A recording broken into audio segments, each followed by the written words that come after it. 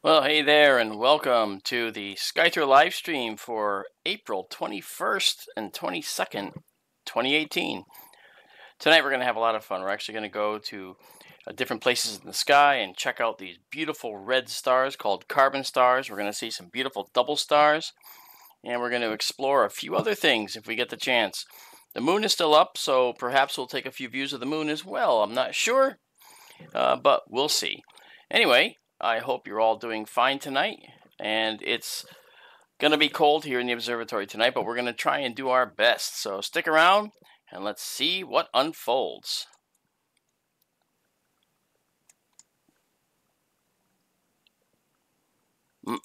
So, I'm very happy that you guys have joined me tonight, and I will do my best. I tried to get in touch with Amanda, and I couldn't get in touch with her in time. I don't believe she's actually even aware that I've gone online. It was sort of a last minute thing. I didn't think it was going to be clear, actually. So what I have to do is I'm going to try to have the the YouTube chat open so that I can see it wherever I am. But let me go there now, and we'll see. So you have to pardon me, a little bit of dead air here and there as I work on some things by myself. And here I've got to manage the telescope, and I got to manage the observing list and everything. But I will make sure that I cover that as best that I can. So let me go and first of all bring up the chat so that I can see it everywhere I am located. That's the best idea, right? That way, if something's going on, I can actually, oh, I got the title the same. I can't believe that. I got the title the same. I apologize for that. It's sort of the same. I'll change it after. I'm not going to go through that now because you guys are on here waiting. So let's see what I got here. All right. Oh, good, Andy, you got a notification. Yeah, there's as far as the dislikes go, don't even think about it. There's a few people that are like, "Now, I don't like it, so I'm gonna just say no." You know what? Let them have at it. Let them have at it, you know? So I don't care. The bottom line is my channel is still climbing and getting more people, not less, so that's okay. I have my gloves in here with me as well, too, because it's going to be cold. So if you guys see Danny Fan come in, let me know somehow in the chat if I don't get to see it. And we will try to get her on with us here. Right now, I'm just going to pop out this chat and put it off to the side so that I have it available in case anybody wants to make a request or have a discussion about something. Other than that, I think that we'll be ready to go here in just a couple seconds. Just a couple seconds. Hang on. All right. I'm also nursing a crappy mouse in here. I have to somehow play with this mouse and make it work, and it doesn't like to. Boy, I wish I could actually change the color of the background screen of the chat. It's like bright white. In an observatory, that really is not good. All right, let's see here. Okay, so yes, you're looking at a galaxy that's in Leo right now, and the moon is a little bit bright, so I'm going to take us to a couple of objects that might be a little better to look at first. And believe it or not, I put together an observing list tonight so that I actually have an actual list, by goodness, of the objects we want to see. So, that said, I'm going to go to my list right now and see what the first one is up for bids and the price is right. Good. This is an interesting thing. We're going to go to this one first, and I will tell you all about it in just a moment. All right, first things first, let's go there. Here we go.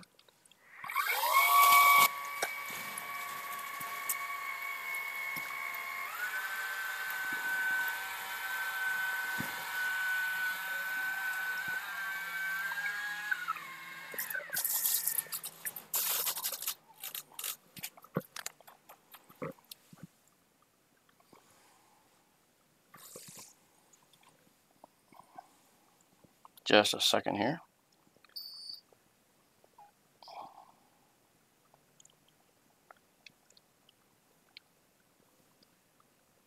All right, let me, I gotta change the ISO. The standard ISO right now is set to 80, and I want to bring it up just a bit.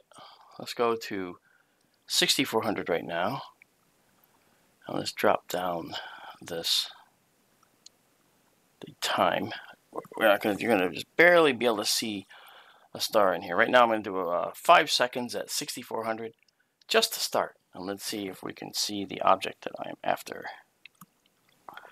If not, that's okay. We will find it.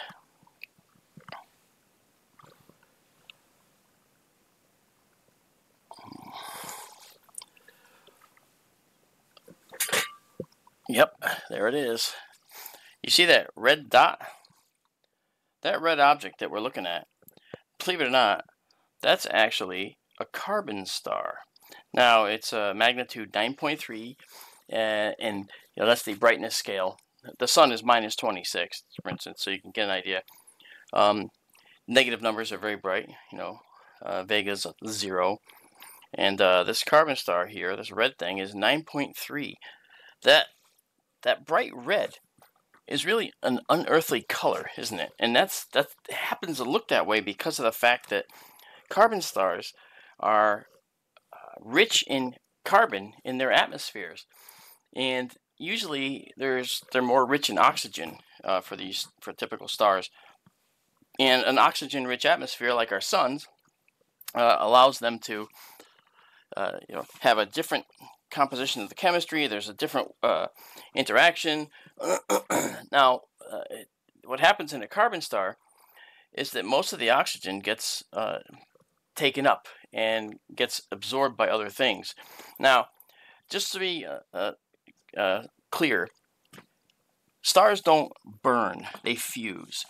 Oxygen, in the presence of oxygen, things burn. That's a chemical reaction. We don't have that going on here. That's not what we're seeing. We're actually seeing a star that has a very healthy supply of carbon in its atmosphere. And that actually causes the atmosphere to be, well, kind of like soot. Like when you burn something, you see that black soot. It's like a sooty atmosphere. And that's what we see here. Now, what happens is the carbon and the oxygen combine on these in these stars' surfaces and cause, they bond actually and form carbon monoxide, which is CO. So all the oxygen gets taken away in the form of CO, all right? In our sun, we don't have that problem, okay? We don't have an overabundance of carbon that needs to bond with oxygen. Okay, so we have this carbon star here, and I'm going to just try and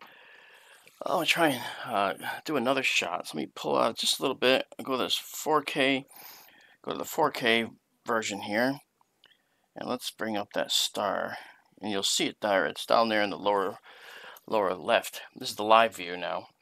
What we're going to do is, oops, that was a mistake. I meant to do a slightly different thing. So let's do this. Let's bring it back. 1 second, guys. Alright, so here we go.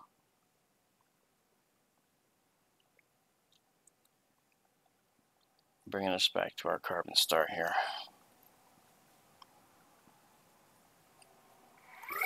Whoa, what happened there?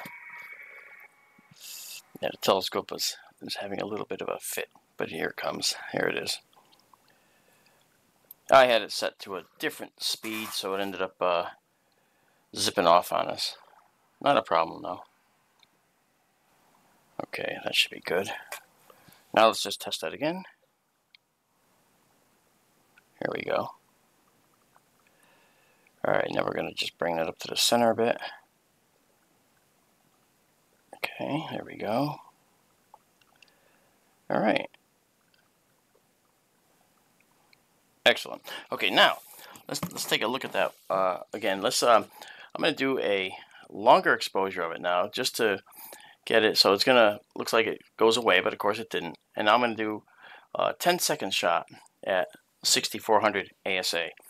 Why? I don't know. I just want to see if we can see the color differently with a longer exposure. Usually when you do the shorter exposures, the color's more saturated. And yeah, this is a little bit different. Now you can see how blue it looks, all right? And that blue, of course, is the filter that I'm using. Now I also haven't focused this yet, so I'm going to have to focus with you here. And so what I'm going to do is go to live view, all right? And now we're going to get in soft, bring it in tighter. All right, now I'm going to just try and focus this. So just give me a second here to focus. I'm focusing in the background. You can't really see this here. You'll see the result. Here we go. Okay, find focus. Okay, a little too much. Other way.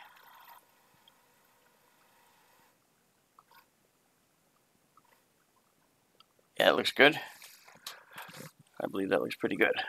Nice. So, let's get out of that. And let's do another photo. Let's do not 10 seconds. Let's actually reduce the ISO. It's very sensitive right now at 6400 because sometimes these carbon stars are faint. And let's just get off of that and go to, we'll come down to say,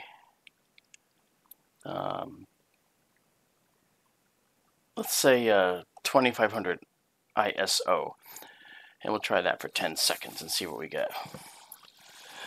So as Hal says on 2001 A Space Odyssey, just a minute, just a minute. So here we go. Oh, look at that. That's pretty. Now let's go check it out and let's zoom in on that. Okay. Let me see if we got the focus good here. Looks reasonable. Reasonable. Alright, so now, again, there it is, the carbon star. You can see it in comparison to this other one right there. I mean, that's a beautiful juxtaposition of two stars, isn't it? You got this blue star and you got this red carbon star. And the carbon stars are just incredible because they're actually, believe it or not, they're giants. These are giant stars. Imagine a red giant that has an overabundance of carbon in its atmosphere. This is what you get. All right, it's actually a star that has this beautiful garnet red color. Absolutely beautiful. So that said, I want to take us a step further, and I'm doing one more thing while we're waiting here. I'm trying to find my try to get the live chat. There we go. Yes, I know, Keith. I forgot to change the title. That's the one thing I forgot, and I will do it. So pardon me, guys, on that. All right. So now, Admiral, hey, Keith sent you. Good. I'm glad. I'm glad you're here because of Keith. Now I don't know. Like I said, I don't know if Keith is able to join us. I don't think he is. Oh, hi, Jenny. I see Jenny joined us. There's Ronald. Hi, Ronald. ERRT Radio is Ronald. That's great. And I got my I got the chat now portable, so I can get rid of the chat on the main screen and get rid of that bright white light that's in my face the whole time. And that's much better. Oh yeah. So now let's go, and we're gonna window the projector. It's called, and now I have a full screen. There we go. Now I have my dark observatory back. I love it. So I got to tell you something really quick, guys, before I go to the next object. When I did the Ozark conference this past week, I was down there, and for some reason, when I was doing my talk, I found a lot of things funny as I was doing it, and a lot of people came up to me after, and then and one person did as well that I'll tell you about shortly. But a lot of people came up to me and said, the reason that your talk was so exciting was because it was really funny.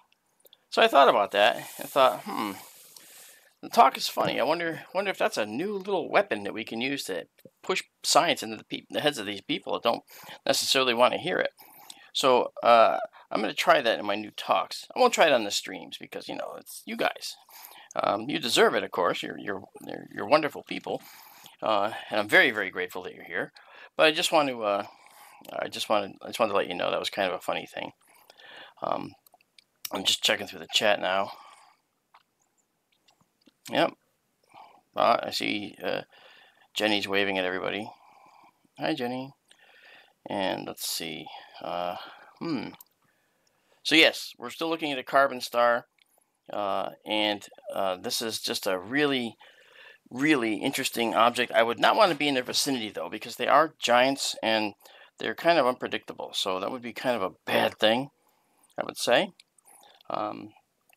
But we can still check it out. Now let's see. There's another one I want to show you. This is another one. I want to see if I can center it. Where is it located? Okay, that might work. All right, now we're going to go to another object. It's not another carbon star. It's something a little bit different, and we'll talk about that in just a second. Let's go there.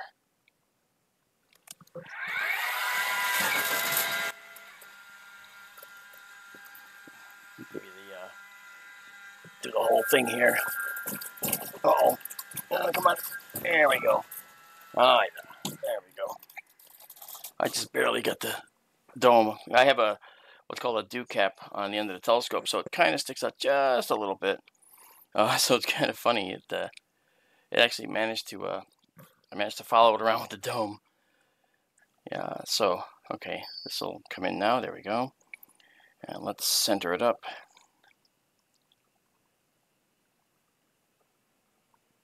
Okay, that should be good. Now let's see if we can zoom in a little bit. Check my focus one more time. Okay. All right. What you're looking at is a star. It's the star that's actually up toward the top there. That's a star called 55 Cancri. Now, that star is a very interesting star because this is a star. I'll get to the star. Put the star in the middle. This is a star that actually has planets around it. Okay, it's an exoplanet hosting star. So I think it's a very cool thing to visit these stars. Now they just look like stars, and no, we can't take photos and suddenly see, the exoplanets. Unfortunately, that just doesn't work that way. But I think that it's really cool to actually explore these stars and show people these stars. So let me just take a photo. I'll do 10 seconds at 2500 ISO just to have a record of it.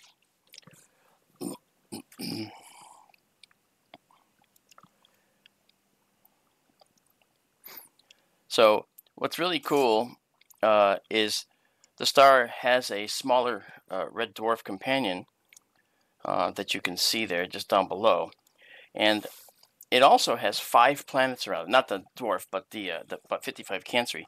So going back to the live view and just zooming in a bit so you can see this. Okay, yeah, it's this star up here that has the 5 planets around it, and the star is actually not that far away. It's only 40.3 light years away, and it has these 5 planets around it. None of them are in the habitable zone of the star, though, because this particular star is not a cool red dwarf. Okay, it's actually a G8 star. Remember our OBAF GKM spectral type, spectral class, actually, that we talk about, going from hottest stars of the O down to the coolest stars, which are M. This is a G8, and there's a 0 through 9 range within each of these. So when we look at these and we look at this star, we think, okay, well, there's 5 planets, and they're all very, very close to the star. Only one is farther than Mercury from the star, but it's closer than Venus. All the rest are within what would be Mercury's orbit to this star. And the star is about 67% the size of our sun. And so it's actually, very, very warm planets. Very cool. And I wish that there was a way to show you planets around these, but there just is not, So I don't know. I think maybe these planets around the star will remain elusive until we can actually get out and see them better with an actual telescope that could see them. And that telescope is the James Webb Telescope, and that will be going up next year. They always say next year, next year, next year. So if I can just take us down a little bit, I want to show you that other star. Note the color. All right, it's that red, okay, reddish color. And you say, well, is it red? I can't tell. And what's our trick? Remember this from last year? We just have to take it out of focus a little bit, and you can start to see how the color changes. Now, unfortunately, let me bring us over to it again. The reason it moves like that is not because the whole telescope is moving. All right, it's because the main mirror is moving up and down on a very precision stalk. But at high magnification, it does seem to shift a little bit, and that's what we're seeing. But don't forget now, I'm using a blue filter to counteract stuff. So that's why the star on the lower right there looks a little purple. It's not really. It's actually more red. But we see it this way because of that blue filter. All right, the light does make it look that way. So now I can actually just bring us into focus here a little bit. There we are. And now I will just do a zoom on the star and confirm my focus once again. I just want to make sure I got it right. All right, so here we go. I gotta come over here.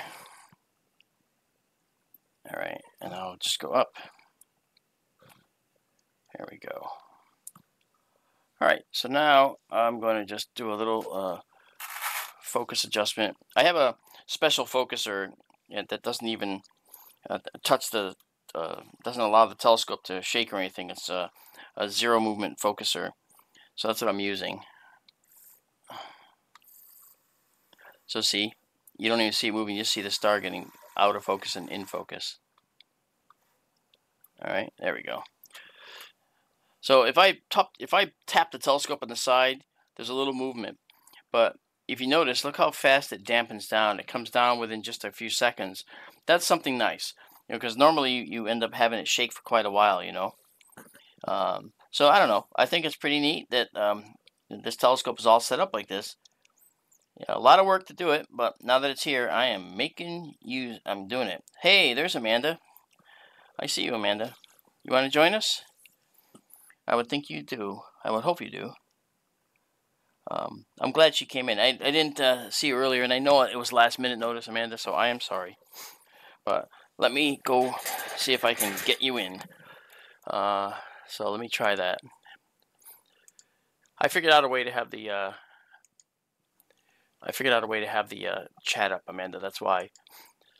Okay, let's call Amanda and bring her on in.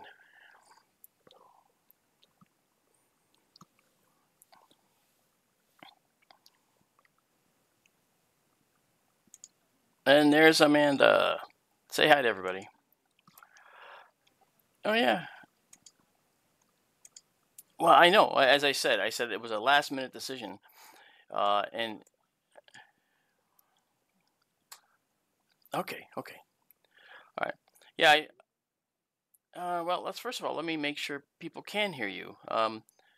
If you're out there, I see my voice, and now I don't see you. Go. Yeah, it doesn't look like you're coming in. Let me see. Oh, that's funny. Okay, so here's what I'm going to do. I'm going to remove the audio output capture and put it back in. Yes? Oh, you're right, because I'm going to do it in a minute. Okay, output goes away, and now I'm still here. And I'm now going to bring back in. I don't know why that happened. Maybe it's because you weren't on before I started OBS.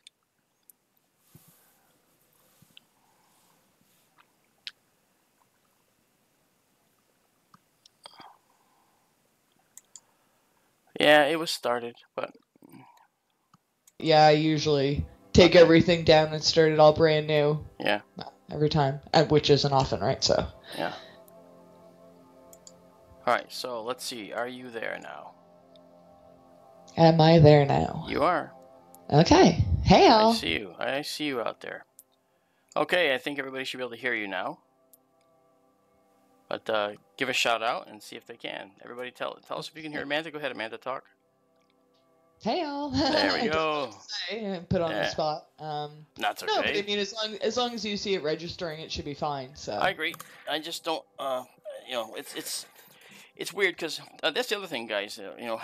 I'm using a newer version of the broadcast software, and it's a version that I've not used before, so it does have a little bit of a learning curve, and that's okay. It's not a big deal. Now, let's see. Saying they can all hear me, so we're good to go. Right, good. What are we doing tonight, everybody? Well, we already looked at some carbon stars, a carbon star anyway, and a couple other things, and I have to try and do one more thing. I've got to plug into the USB here, otherwise this is going to come to a roaring halt. My telescope needs a USB plug in here, so I got to do this. All right, first let's put on that. There we go. Now I can see it. All right. Oh, and just a heads up, we are now going to be carried on PNK space imaging as well. So. Oh, he's simulcasting us, but he's got his own going, though. I don't know. I just got the message on Skype. Let Mark know his audio is going to be on PNK. Oh, cool. Hi, everybody in PNK. Hey, guys, how are in PNK yet? I'll just try and be extra descriptive about what we're seeing. Yeah, I don't know if he's pulling in the feed as well or not, but the audio anyway, so yeah. descriptive.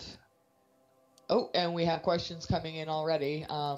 Like I said, I didn't realize I just got back online, so I'm kind of out of the loop. But Ronald wants to know, what is the safest distance you can be to a carbon star without it affecting your ship? I know you said you talked about a carbon star earlier. I did. Yeah, I kind of talked about it. And right now we're actually looking at 55 Cancri, by the way. Oh, you know that star. We talked about that in our exoplanet roundup on SkyTour Radio. Didn't we really? Now I see it has 5 planets around it. Yep. And what I have to do is I've got to run in and get my charging cable because I have a problem here with the telescope. I got to get a charging cable for one of the elements. So can you hold down the fort for about 30 seconds? Sure. All right. Well, I mean, even if I can't, what can I really say, right? Oh, you can. All right, I'll be right back. Hold on, folks. Okay. Oh my goodness. And isn't my timing perfect? Get downstairs, see a message. Well, actually, I turned on YouTube first and saw Mark was streaming.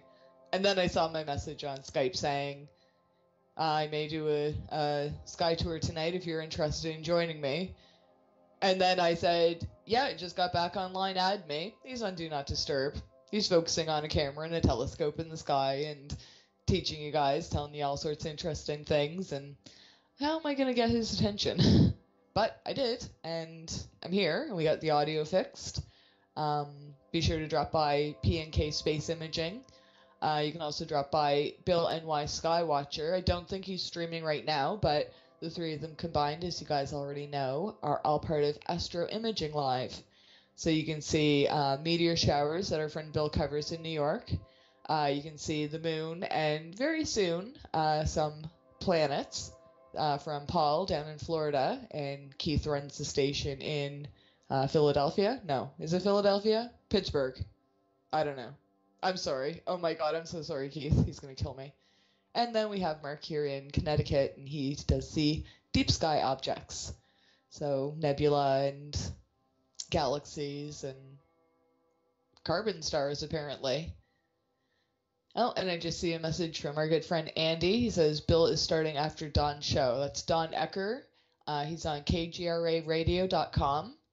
And his show is it over in a half hour or an hour and a half? Jenny's correcting me. It's Pennsylvania. Okay, thank you. What's Pennsylvania? I'm back. Where Keith lives. Ah, yes, that's correct. I was naming a whole bunch of random P words. I don't know if they were states, cities. He lives in the state of Porcupine. That's a P word. Well, I was thinking Pittsburgh. Ah, well, I don't know why I was thinking Pittsburgh. Fair. And then I was thinking, no, it's Pennsylvania. And then I think I threw something else out there, but... Yeah, no, that's a fair thought, actually. I should have thought about that, which I did not. No, okay. I was just plugging everybody associated with Astro Imaging Live. So that's fantastic, yeah. Yeah. Bill New York Skywatcher, who's in upstate New York, which you already mentioned. Paul and Keith, who originate out of Pennsylvania with the telescope feed coming from Miami. And then a little old me, some little old guy standing on this front yard, just sort of staring at the night sky, and just happens to be bringing the whole rest of the world with him. What can I say, you know? Okay. Everyone in chat can tell me how much more they liked my promo than his. You gotta get people excited. Come on, this is groundbreaking stuff we're doing here. Oh, I think so. I think so. And I didn't hear it, so I'm going to have to hear it on the replay when I play it back later and say, okay, well, did she do a lot better than me? I guarantee she probably did. And that's fine. That's fine. So yeah, this is 55 Cancri. I love it. Now, you didn't hear this before, Amanda, because you didn't come in yet, because you obviously were blindsided by it. This other star with it is actually a red dwarf star that is part of the same system, and 55 Cancri has this companion with it, which is kind of cool. So it's a double star, really neat and beautiful too. I mean, in a telescope, with 55 Cancri, sort of a yellowish star, and that star below is red. Trouble is, I am using that blue filter because we have the moonlight, and it's trying to knock down a little bit of the sky glow, and this is actually really, really near the moon right now. So it's a bit of a problem, but I apologize for that. So now that you're here, though, what I'm going to do is I'm going to make sure that I'm going to keep my screen dark so I can actually see what's going on, and focus on the telescope. If you can still focus on the chat, that'd be wonderful. Yeah, that's what I said. I typed in chat and said, "Hey, all, how do I get Mark's attention?" Cause I saw it. you're on Do Not Disturb, and I thought, unless he looks at chat, and then I'm like, do I dare try to call in? Is that going to mess everything up? It wouldn't. You could have. Yeah, well, I was going to, but I just got back online, and Andy was telling me that you were looking for me too, so thank you, Andy. Yeah, thank you, Andy. Good bon. That was very kind. I like when people go looking for me in the social media realms. Yeah, I know, right? That's okay. Sweet. You should be. I know who I can count on. Yeah, of course you can. I had good friends. Yeah. Yeah, you do. Yep, you can.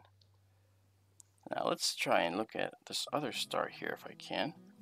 Okay, we did have a question. Sure. Back from Ronald. Okay. Just looking back. Hold on. Okay, it was about the carbon star. Okay. What's the safest distance you can be to a Yeah. Sorry, remember it without Ronald, I'm affecting sorry. the ship? Yeah, that depends a whole lot on just where you just where you think you're going to be going near it. I mean, if you obviously the radiation from the star, it's a red giant, so you're not going to see a whole lot of ultraviolet radiation from this, so you'll be safe in a relatively close approach, in the same way that you'd be safe with other red giants. Stars like our sun are more lethal to you than a star like this, which is kind of interesting. It's not every day that you can just kind of zip near a star, but this one you can. This one wouldn't be that bad. So as safe you can be, I guess, as close as your ship can stand. So obviously beyond a certain distance it's like way too hot, and because even stars like this that are relatively cool, which is why they're so red, and sorry, and I mentioned before, Amanda, that that the star actually has a sooty atmosphere, so it's sort of like it's sooty, and that's why it's so red. There's oxygen in the atmosphere of stars, which again is not used for burning. It's actually just a chemical element, an element that's actually in those atmospheres. And in carbon star cases, when there's a lot of carbon in the atmosphere, as in these stars, what it does is it combines with the oxygen to form carbon monoxide, and it actually makes like a sooty type of material in the outer atmosphere of the star. So that's part of the issue with these carbon stars. But I think it's a really interesting star because they're so beautiful. Now, this is not a carbon star, and neither is the one down below. All right, and what I think I'll do is take us to one of the other carbon stars so we can actually just revisit that. And I don't believe that we tried to go to this one.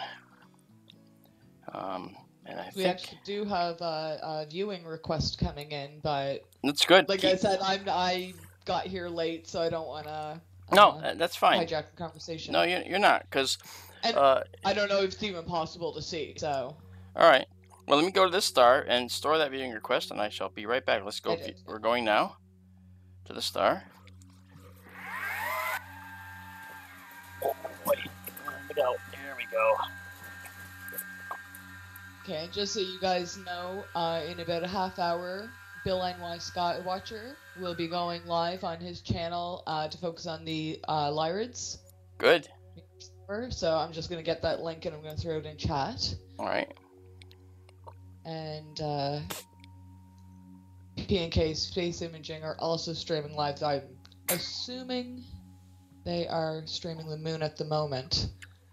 I would think. But you can always check out Astro Imaging Live and get all three. That's right. All three streams at the same time. Okay, this is for... I'm going to just go to this star right now and see if we can actually see. 10 seconds. Wow.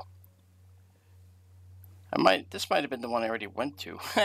I'm not sure, but maybe it is. But you know what? It's okay, because you didn't see it yet, and I want you to. Hey. That star that you see in the middle there, that's red. The one down below, rather, just below center up to the left. That's a carbon star. So if we Can you share your screen or? Oh, okay, I see it now. Okay, hold on. You know what? You're right. I did not. You can see our timing. Glad I showed up. Oh, I've turned the show on its head already. What? Nothing. I didn't hear what you said. I said, aren't you glad I showed up? Yes, I am. I'm glad you did. Now you can actually see it live. And then you, me, and this live view will wait the 30 seconds, so you won't be speaking out of turn and make people get confused. Not that you ever do, but I'm just saying, Okay, yeah, so this is the carbon star that I think we looked at before. And if I just go back to a live view here, and then take the 4K view, you can actually see as I increase, when we start bringing up some stars, there comes the sensitivity, see how it goes up? There it is. Now you see that star, see that? And that's really cool. At the bottom is the carbon one? Yeah, I'm going to bring it up into the center. These are probably the most beautiful stars in the entire universe because they're just an unearthly shade. Not unearthly, well, it's always unearthly because it's out there. But it's really a very, very strange, very exotic shade of red, Kind of reminds you the first time I saw military flares being dropped. It's an unearthly shade of orange. Just does not look like it's real. And this is the same thing. So if we zoom in on this right now, let me do that. If we zoom in,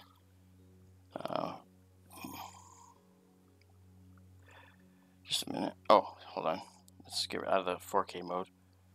And let's just zoom in on the star right now. You can't see it quite yet. There you go. Oh, sorry. I am messing you up. Sorry about that. I'm going to do it this way. Okay, here we go. Okay, and I was trying to set up things over here on my end. So what are the names of these two again? I totally missed them. Oh, this is... I actually didn't tell you this one. Okay. Yeah, no, this one is actually called V Coronae Borealis. All right, and you see it right there. It's sort of in the center there. Okay. Stop that. Siri's playing games. Okay. There we are. A little bit lower. Yeah, so that's just right at center. And that's V Coronae Borealis. It's actually that carbon star. The stars are so they're so red that, again, they look unreal. They just don't look like they could possibly exist. And that's what I actually like about them, Now, let's do something else here. I want to go and... Does it look like a deeper red than some of the other reds we see? It is. I mean, the like red... the one yesterday, the cigar one, and it had the red in the middle. Yeah. This looks so much solid, more solid and like a deeper red. Well, this is a star, see, and this is that carbon star, and I got to tell you, it's really something that is not, it's not realistic. It just doesn't look real, It just does not look real. Let's go to this other. So, what was the blue one above it? Is that connected? No, it's not connected to the star. This star is a different distance, but it's actually just a, it's just a star that's, nearby. Or what would it be called? It wouldn't be a twin. It would be binary. No. Yeah, if it's double star, it'd be like a binary star. Yes. Yeah. Okay. But you see, But that's not this case. No, there's some interesting things about double stars too. And let me just pop out of the view or double stars, view. But they're not twin stars because they're not. That's right. Yeah. Okay, so you see these two stars. Mm-hmm. Okay, the one at the top and then the one right in the center. They're not gravitationally bound to each other, all right? But they're beautiful. Look at the color of the one up above and the color down below. Again, they're slightly tinted toward the blue. Now, what's interesting is there's so much red in that star down below that even with the filter, which has got a little bit of a blue tint to it, that star still looks only red. It doesn't look purple, as you might expect it to. All right. And that's because of the fact that the star has got so much red that there is nothing in it overpowers the filter in terms of the blue. And that's what I think is really interesting about this. Now, if you kind of centered them more, so they were both kind of more in the middle, and you took you checked the spectrum. Yeah. Would we be able to see, like, obviously, the difference between them? Absolutely. And what's our trick? Remember the trick we use? I did this when you weren't here, but I'll do it again and go back to it. Defragmenting? Yeah, well, defocusing. Defocusing. I know. As I said Remember? it, I'm like, no, that's what you do with a computer. Yeah. And so I was close. Yeah, you were. All right, what I'm going to do, though, is I'm going to wait on that because I could use my special focuser here, but I don't want to mess this up. So we will check this out. We'll come back to this. I'm going to actually lower the dew cap on the telescope so that it's not going to hit the dome if we move it around. I have this dew cap sticks out over the end of it. It's a cylinder, a cylindrical tube that extends over the telescope tube, and it makes it so that the telescope tube doesn't have any moisture falling on it from outside. So that's really cool. Helps me stay out here a lot longer, and being out here longer is the name of the game. So now what I'm going to do is take us to another spot. Mark wants to know about its variability. Which one? This one? Yeah. Oh. Let me find out, actually. Let's see here. Let's go back to that. Bring that up again because I want to make sure that I don't speak and I out of believe turn. Mark the Shark, I believe he's in Scotland. In Scotland? Wee hours of the morning, yeah, it should be about cool. 2, maybe? 11, 12, 1, 2, 3. Yeah. Almost 3, 10 to 3. Wow. Some people, man, you don't get any sleep, man. Mm. Yeah, this red star that we saw, let me go back to it. That's not it. That's like the default picture. Was that the first picture you took in the camera or something? No. That's actually from a star party here from UFON. I know. I remember. I've seen it so many times. I know. So. I got to take it off of here finally and just get rid of it. Yeah, I need to. That's a nice okay, picture. This variable star. Okay, now that red star has actually got a spectral class that we've talked about before, a spectral class of the OBAF-GKM type, right? You know about those. But for carbon stars, there's a special class because the stars are so odd. And that class begins with the letter capital C.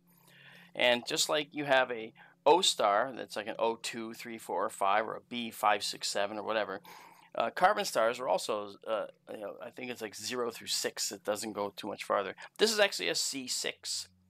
All right? And this is what's called a Mira type variable. And the variable nature comes in the magnitude, the brightness. It goes from 6.9 to 12.6, and it takes almost a year for that to happen. Actually, it takes just under a year for that to happen, which is kind of cool. And it's very, very methodical. So I don't know where we are right now in the cycle, but this star could either be a little brighter or a little dimmer. But if you consider that, with each magnitude step, it's many times fainter as you get larger numbers. We're talking about quite a bit here. It's like between each magnitude step, the stars are like 2.512 times fainter. So that's part of the deal with these with magnitudes of these stars and so forth. But what I want to do is take us to an object that's not a carbon star at the moment. And let's see. Okay, hold on. We got a few things going on in the background here. Yeah, okay. That's fine. Thank you. Keith would like to be added to the call. Okay, you want to add him? I can add him. And a question, it's already been answered, but I just want to hear what... Well, okay, the question is, are Castor and Pollux twins? And because they're Gemini... Well, you know the answer. You should tell people No, the they're answer. not twins, but... Can you describe what they are? What is Castor? What is Pollux? Like what type of... Yeah, Castor and Pollux are in the constellation Gemini. And they're fairly bright stars. And as far as their spectral types, I don't know offhand. I have to look them up. But we don't store any of that information in our heads. We just store the really cool stuff. Gemini's are the coolest. It is. It's very cool. And you got Keith with us or not? I see something going on over there on the screen. I see Skype happening. Skype. There he is. There's the man. Evening, Keith. Ladies and gentlemen listening, this is Keith from P&K Space Imaging. He is the man about time. He is the most serious astronomer I've ever known. He knows more about astronomy than anyone I've ever met. Yeah. All going downhill from folks. All going downhill from here. Whoa! Skype box that I'm seeing in the middle of the screen now. Well, when you actually initiated the call to Keith, it popped up. So I can thank you. Yeah. All right. Okay. So we're looking at that carbon star, Keith. Can you see it? Yeah. Cool. So now what we're gonna do is we're gonna go to another star that's pretty interesting, and I think that we should be able to see that too. I'm gonna say go to, and then I gotta manage the dome, make sure we don't collide with the dome. The reason why I decided to jump on here with you is because people on my stream are getting so confused. What'd you say? People on my stream were getting so confused because I was using your audio. Yeah, I can imagine. I told you that yesterday. They're that like, was gonna happen. Wait, what? And I was like, okay, well. I told you that was gonna happen. But I'm still just gonna sit back and listen to you. All right. So I'll just pop in every now and then. I did tell you guys. I did tell you it was gonna happen. We tried anyway. I know. That's all right. All right, let's see now. By the way, good job on... Shalito is really a great guy, and he had me on, and we did some really cool... we did some cool stuff. And he had me on to talk about unknown submerged objects. Some of his listeners thought, that he was going down this conspiratorial thing, and they thought I was, all he does is go to UFOs. That's okay. These people think that we're talking about, UFOs all the time, but it's not true. It's just that I didn't think that there's a lot of other options, frankly. I'm just going to take a photo here. This should be, let's see, what are we going to have here? Let me check it out. I'm trying to get my screen down. It's at an awkward angle because it's almost directly straight up. Or sorry, pointing. And for anybody listening on P&K, you can go to Astro Imaging Live and actually watch both streams at once if you want to. You're able to watch both of them at the same time. I know. Of course, we're both carrying the audio, so you can listen to whatever one you want there. But yeah, so any P&K people, if you want to watch Mark's stream as well to see what he's doing, because he's doing a whole bunch of cool stuff, definitely check it out. The link is actually, I keep posting it in the chat for anybody, so just make sure you catch it when I post it and go ahead and click over if you want to go to his channel, or just go to astroimaginglive.com and you'll be able to see them both at the same time. That's right. And if you act now, we'll send you free Slim Whitman's Greatest Hits from KTEL. Who's? That's Slim We're Whitman. downhill already. Yeah, so that star I just showed you, this is actually VY Ursa Majoris. It's actually a very interesting star because it's also a carbon star. Has a slightly different color than the others, but man, look at it. It's still beautifully red. Again, the red is slightly sent toward the blue because of the blue sky glow filter that I have working inside the telescope right now. But that's that's just the way it is. But it is very red. Let's see. So this guy is a 5th magnitude variable star. It's 1,240 light years away. And it's a carbon star, as we said before, so it has that special scale that has a spectral class for. And this is a C6 carbon star. Remember, we have the C0, I think it's C0 through 7, actually, and this is a C6, so it's way down. C, that's right, it's not OBAFGKM. Carbon stars have their own little unique scale. It's not luminosity either. That's correct. It's not the oblida. It's just it's very good. It's just it helps. It helps. I know care. it does. It helps. It works. Yeah. And everybody in the chats in both of these streams is going, "What the heck is she talking about?" But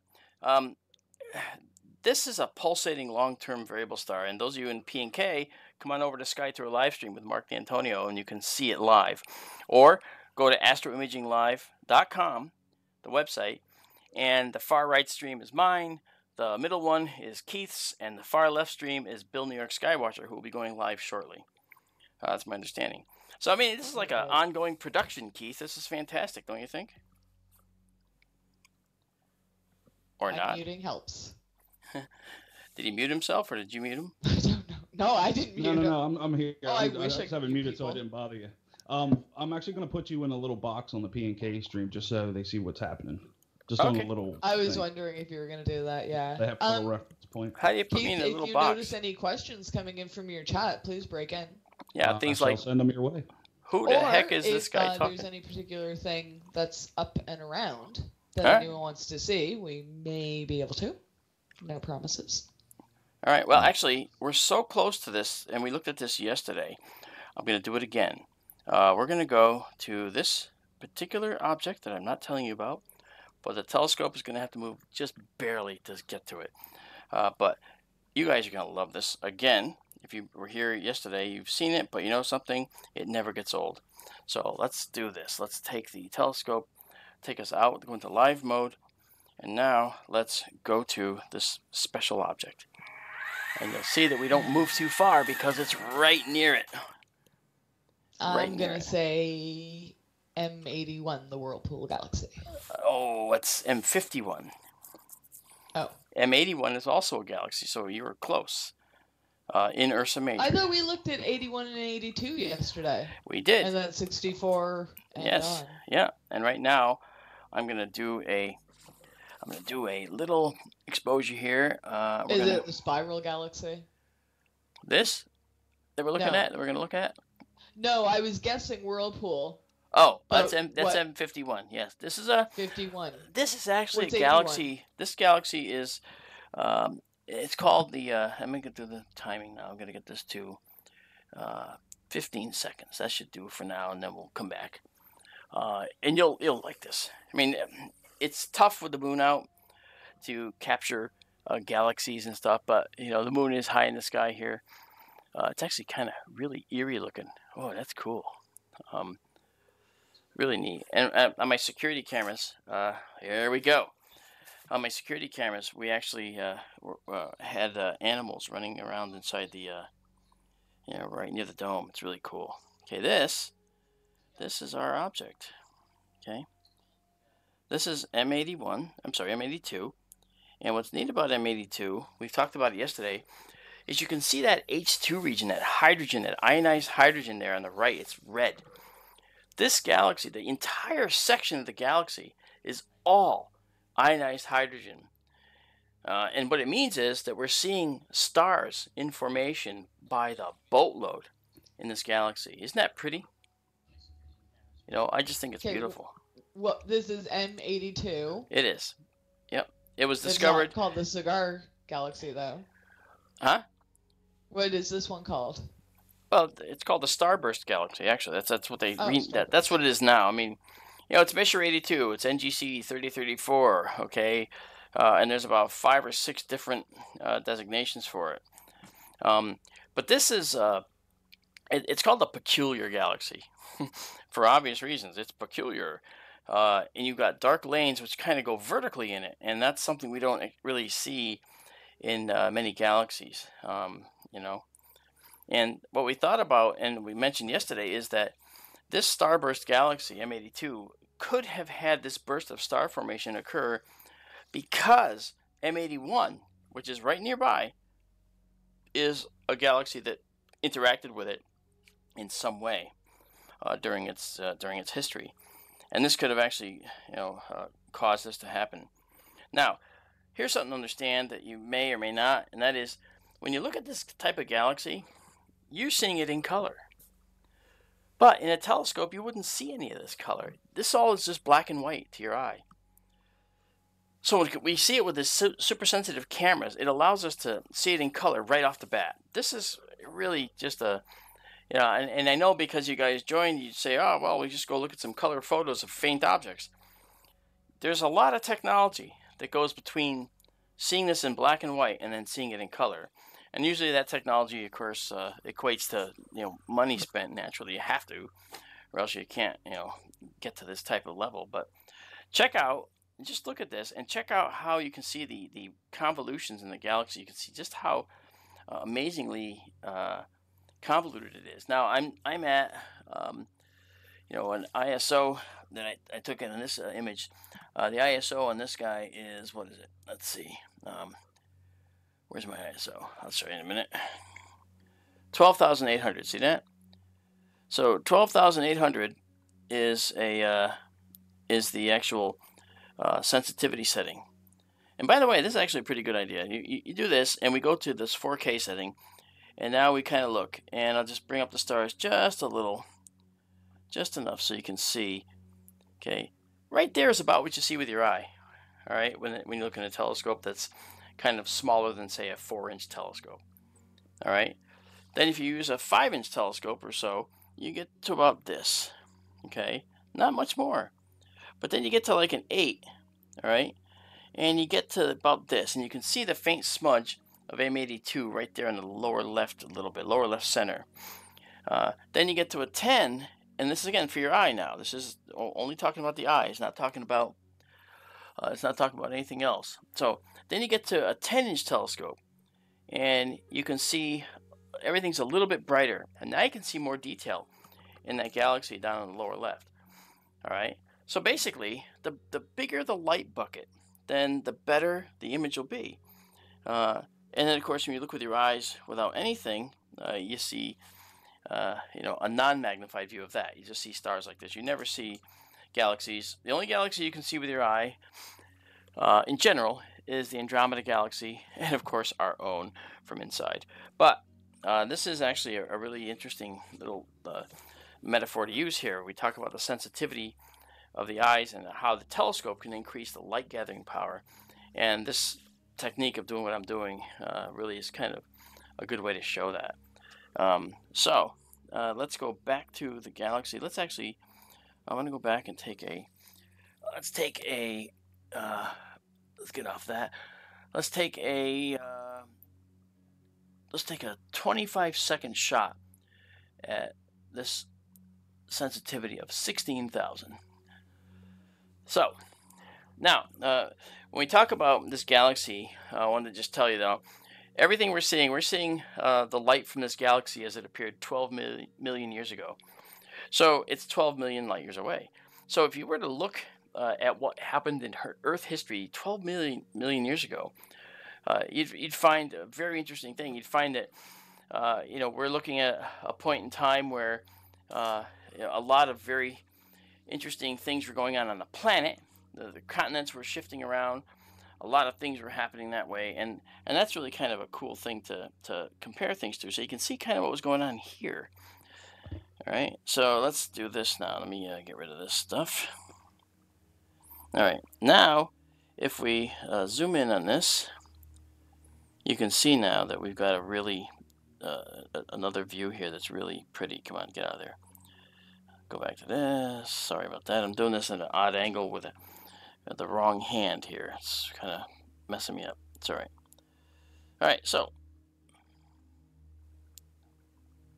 there we go. Now that's pretty cool. That's gorgeous. Yeah, that's M82. Isn't that pretty? Yeah. And now I don't know. It's probably worth going to M81, which is only a few arc minutes away. Do you remember what an arc minute is, Amanda? It has something to do with, oh my god, I don't know, the circumference of Earth being 360 degrees. And then you're on the right track, actually. A little bit. No, yeah. I messed it up already. Why? On the right track, but veering off a little. No, you're not. And that's not bad. I don't know. See, some of these I'm still trying to wrap my head around. It's something to do with each degree the sun passes in an hour. Yeah. Is equal to 1 arc minute. Almost.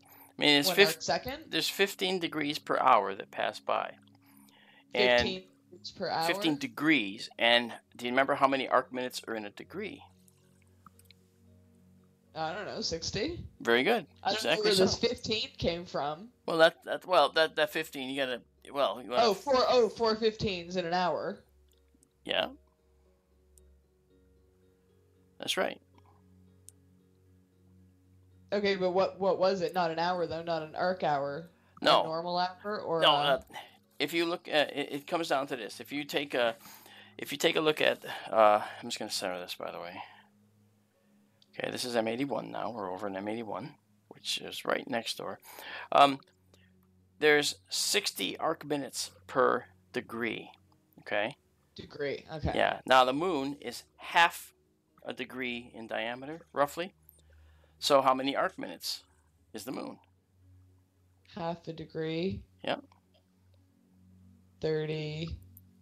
30. Arc. No, 30. You got it. Yeah, 30. Oh, just 30? Okay. Yeah. See, I always think there's more. And the terms of I what know. messes me up. 30. I'm just a little 30 bit, minutes. I'm crazy 30 that way. degrees. I'm going to do a 25-second exposure here of M81, by the way, guys, with at ISO sensitivity of 12,800. Oh, So poor that'd be pretty child. cool. Guys, reminder, never listen to me. I'm No, at you the basics said it of right. learning. You said it right. Focus on what Mark is saying. You said I it don't right. choose the keys. But you said it right. There's Okay. 30 arc minutes. The moon is 30 arc minutes across. Now, Keith showed me, oh, that's beautiful. Keith showed me something yesterday, which was a object crossing in front of the moon. And I took that object and I did an analysis on it. And I was able to calculate based on the time it took to cross 30 arc seconds, half a degree, and the speed at which it did that. And I could calculate how high it was in altitude and how fast it was moving. We have another one for you tonight, too. Nice. A good one. Yeah. A real slow mover. Holy. That's good. How long do you think it took? Because the other one was a total. See, it didn't. The one that Keith showed me last night, guys, was one that was a black dot that crossed the moon, and usually those are satellites. But you know, we can find out a lot of information if we can time how long it takes to cross the face of the moon. Trouble is, they don't always cross exactly in the center of the moon. So what I had to do. Put it this way: this one tonight was creeping. Awesome. Like creeping slow. How long and did it take? Wasn't round. To cross the whole face, I'm going to say maybe 4 seconds, 5 seconds. To cross the lit part, I should say. And then, of course, you got to calculate the rest. So I guess you could double that, so maybe 8 seconds total. Okay. We're around 50% lit All right, now, well, so it was right around there. the one yesterday was actually slower. It was 13.1 seconds to cross the face. Okay, so I must be off because this one is definitely slower than last night's. All right, good. Easily. Yeah. And bigger, way bigger. So it's got to be closer. And of course, it's dark and in shadow, so it's, of course, near us, but it's still a weird shape. Nice. And how could you tell Call the it the shape? Black Knight. Yeah, oh, yeah, there you That's go. what it looked like. Seriously, that's what the shadow looked like. It looked like the Black Knight satellite shape. Keith Ickes says the Black Knight caught by P&K. Yeah. And then, of course, YouTube dumps you for 90 days. Right. We'll be on secure team tomorrow. Yeah, right. Yeah, they'll put it up there just because you were joking. Yeah.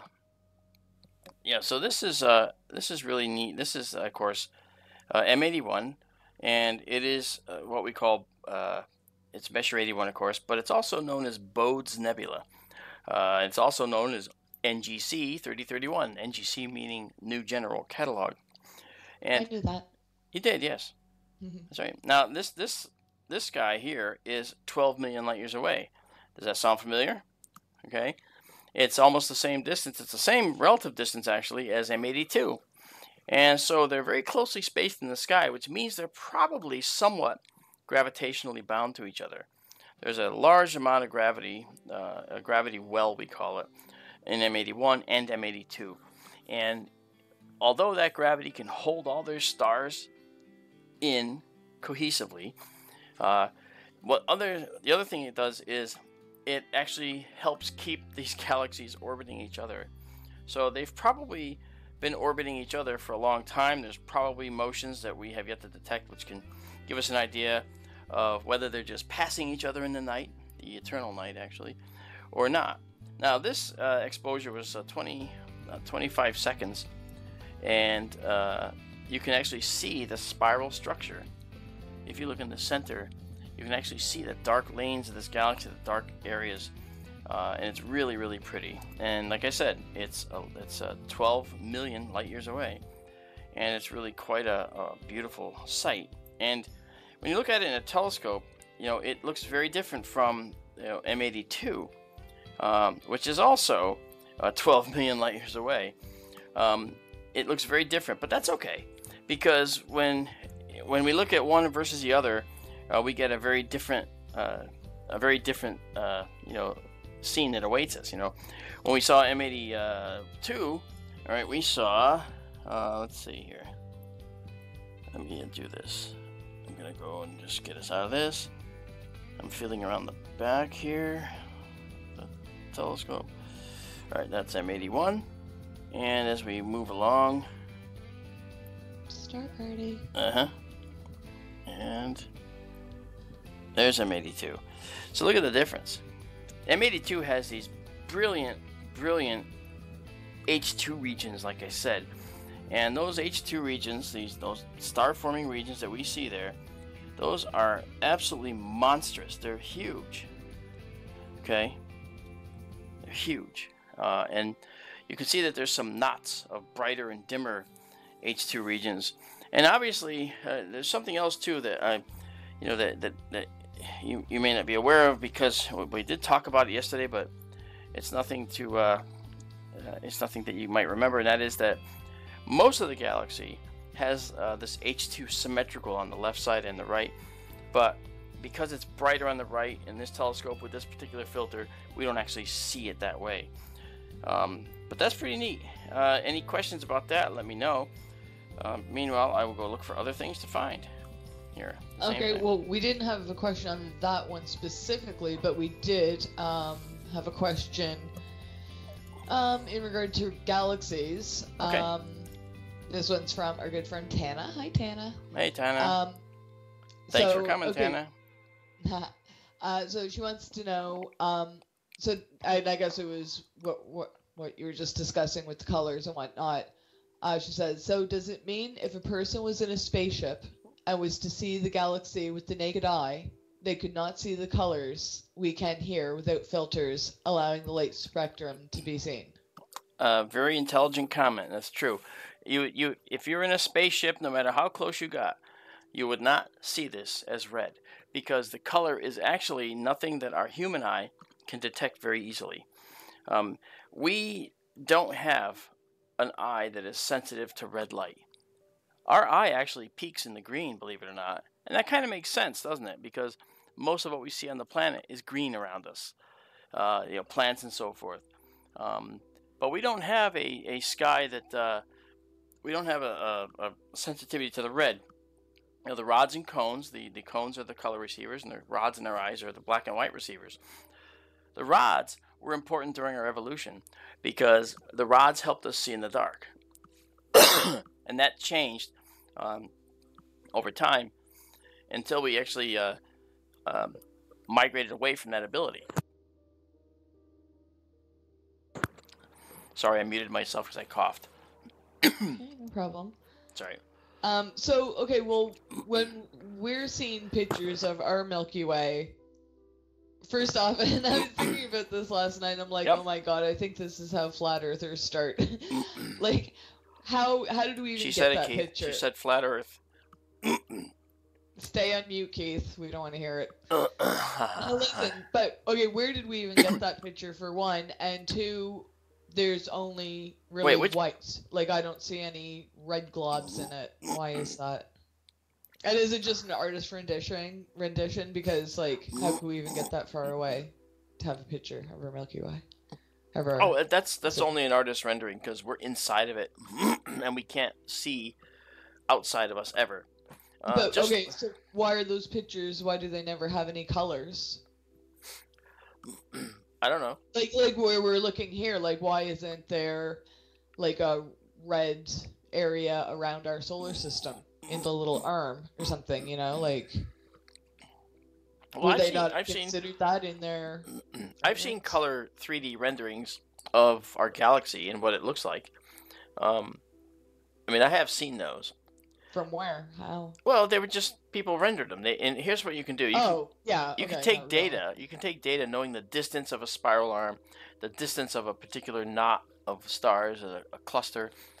You can take that data and you can actually put it into 3D space and actually get it to the point where you can see it in a way that makes real sense. It actually makes it look like it should, and renders it properly in the 3D, X, Y, and Z.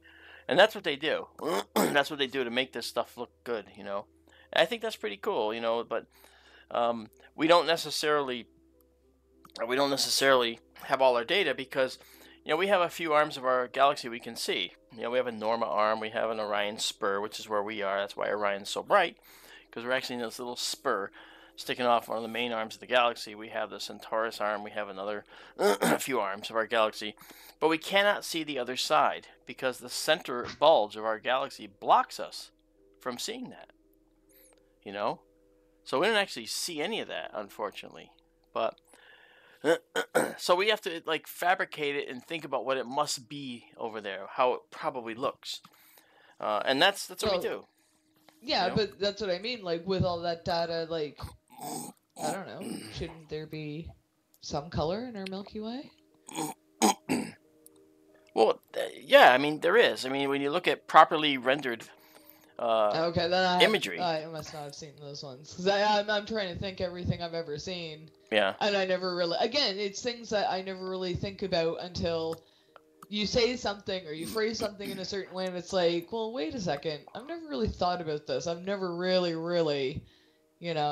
looked into these simple, basic questions that I probably should have been doing 30 years ago. But oh no, that's fine. That's fine. Hey, while we're here, I want to just take us to one more thing because it's kind of nearby. So we're gonna head there now, and then we'll head to some other things.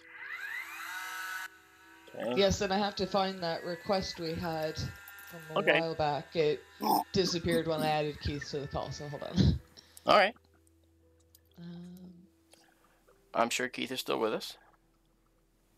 Oh, I told you, I'm just kicking back and relaxing, nice, listening, and doing some imaging of the moon, learning a thing or two. Oh, what are you doing? So you're streaming the moon now, right? Yep. All right, cool. I'm streaming the moon, and I got your stream in a little box down there in the corner, and it has very where cool. It's coming from, and linking it over to you. And it looks like Bill's live as well now, so all 3 channels are live. If you want to watch all 3 on astroimaginglive.com. Nice. Yeah, we put together astroimaginglive.com.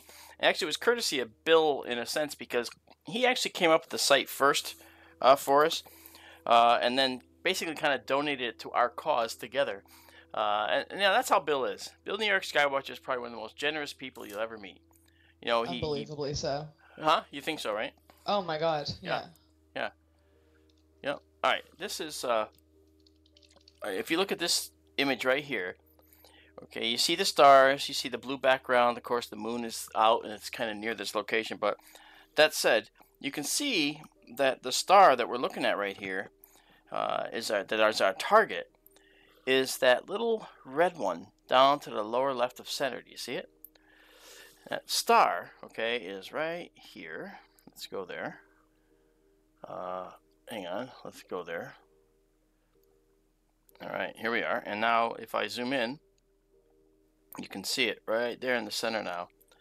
And this star is another one of these amazing carbon stars. And this is S Camelopardalis. Now, Camelopardalis is actually the constellation of the giraffe.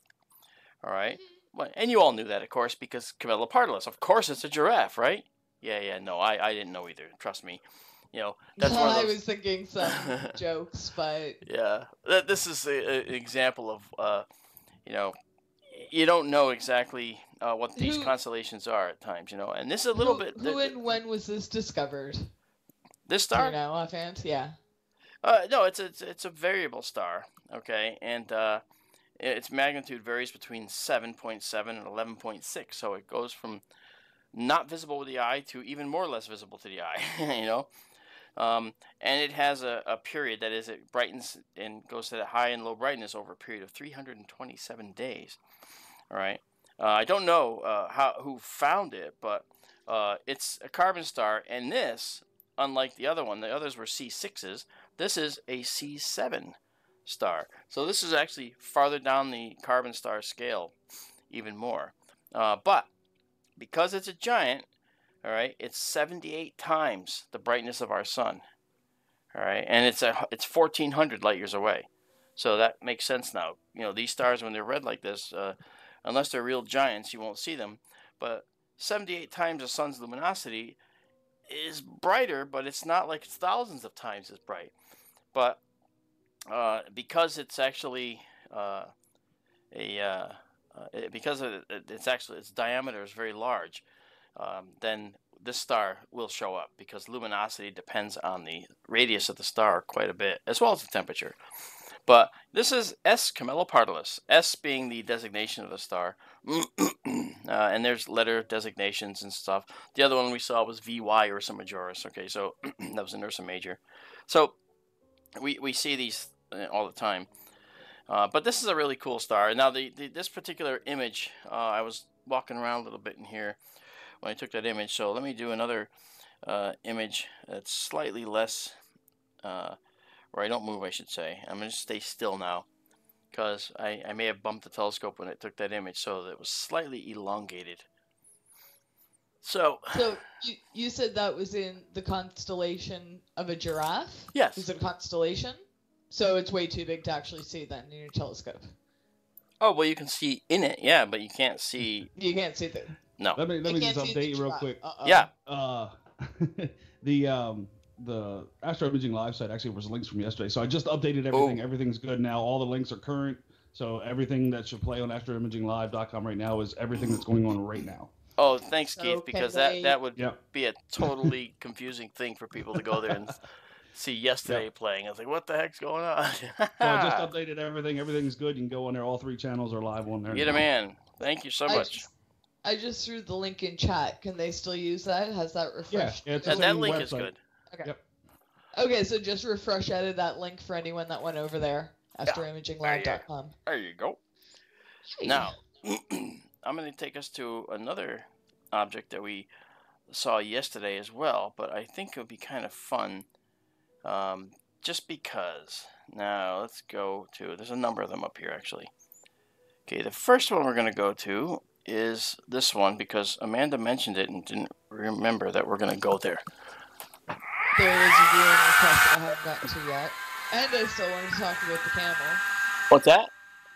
And not camel, sorry, giraffe. Yeah. I was thinking, isn't a giraffe related to a camel? Isn't a giraffe like a camelopard or camelopod or something? Like genus or species or whatever? I can't. Because I that don't name, know. and I'm sorry, there's a lot of royal news going on lately. Yeah. And when you said it, I was thinking Camilla Parker Bowles because of That's just great. similar. And then I had an image of a horse, and then I'm thinking, wait a second. Well, you think of Camilla Parker Bowles, you think of a giraffe. horse. Naturally. And I was thinking, isn't a camel related to a giraffe? And then therefore that name would make sense. I'm thinking in the background. Why don't This you is look that why up? I don't know Look that up. what's going Look that on. up and see. That's actually. Giraffe is like a camelopod or something like All right. that. I want to know if you're right. Go ahead and look it up.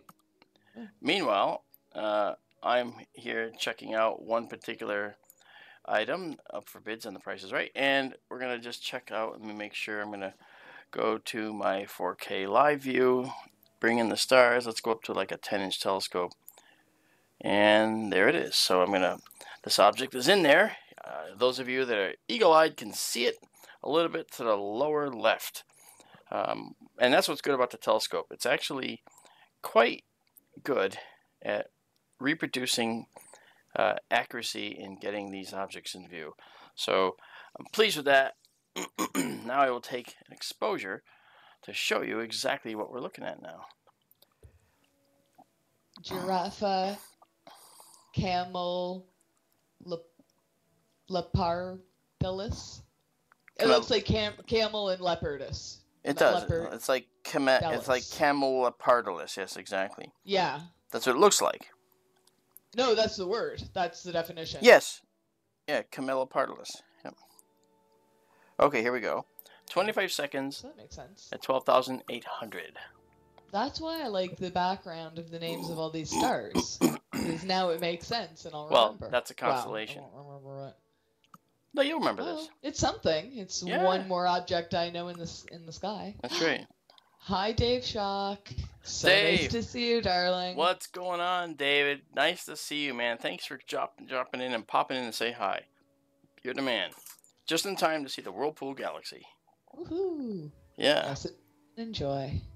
You're amongst friends here. That's right. Look at that. Look at that. Look at that total mess of blue. Got a little bit of got a little noise in there that's gonna have to go away. That almost looks like a little musical note or something.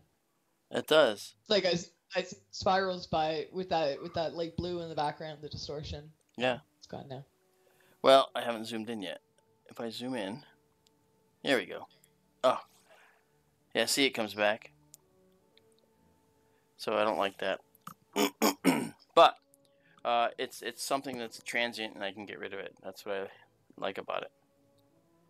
But that's the Whirlpool Galaxy. It's 28 million light years away. So what's interesting is the Whirlpool Galaxy is literally more than double the distance away as M81 and M82. And M81 actually looks a little bit smaller than this one. And M82 looks a bit smaller than this one. And M81 and M82 are closer to us at 12 million light years. This is 28 million light years away. So that means that the Whirlpool Galaxy and its little companion galaxy that you see at the top there is actually a very, very big galaxy. I'm going to try and get a clean shot of that.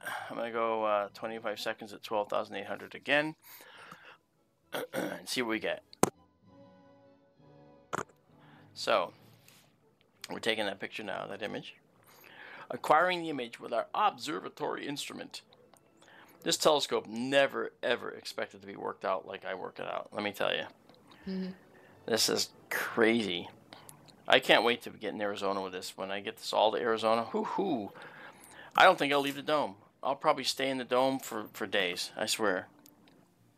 You know? Well, the weather will be beautiful enough that you can. It will. Okay, this shot's a lot cleaner. Look at that now. Look at that. Now, interestingly, if you look right in the center, right above the nucleus, you see that little knot of darkness there? That's an area that has a lot of dark nebula, that is dark clouds of gas and dust in there that could cause star forming to take place. And you can see the spiral arms. The reason you can see the spiral arms is because star formation takes place there. And these new stars accentuate that area of the galaxy, and it turns out that they form in a spiral pattern. So when you see spiral, oh, that was just beautiful. Just saw a big, beautiful Lyrid off to the side there. Here, it was gorgeous. It was orangey yellow and was low to the ground, low to the horizon. So I couldn't really see it, for more than a half a second. But it was gorgeous. Anyway. So orangey yellow. What element was it carrying? Nickel? No, that's cool. No. Well, it could be. It could have been. There could have been some sodium in there. It could have been a. It was low to the horizon, so it could have been that some of the blue light was scattered and we didn't see it. So it looked a little more orangey because it was very low to the horizon. But it could be iron, little pieces of iron flecks. It's very small. I mean, that was probably only the size of a grain of sand.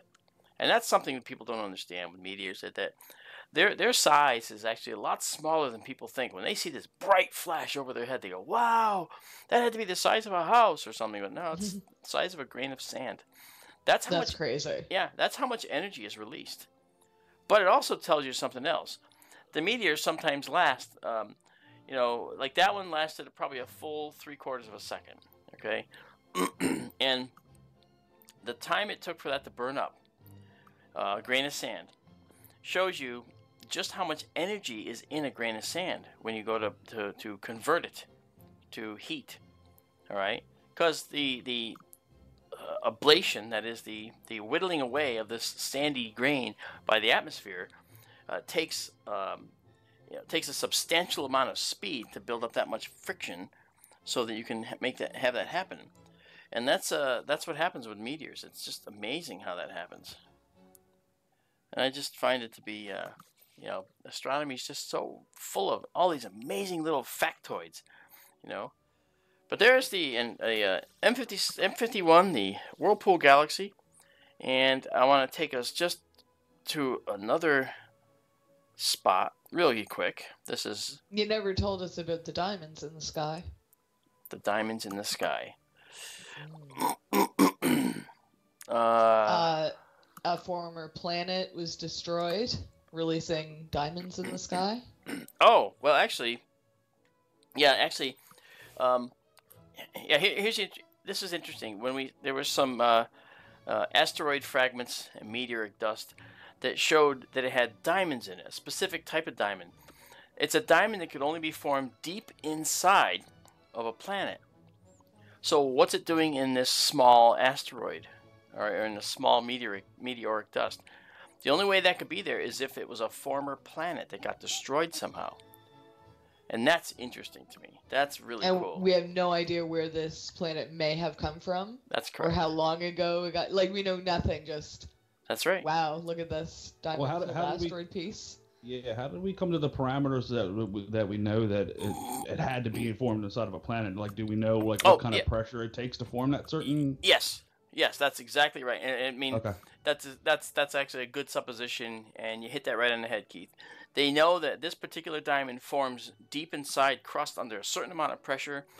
An asteroid of a couple of 100 miles across isn't even remotely enough to cause it. Deep space, interstellar medium can't allow that to form there.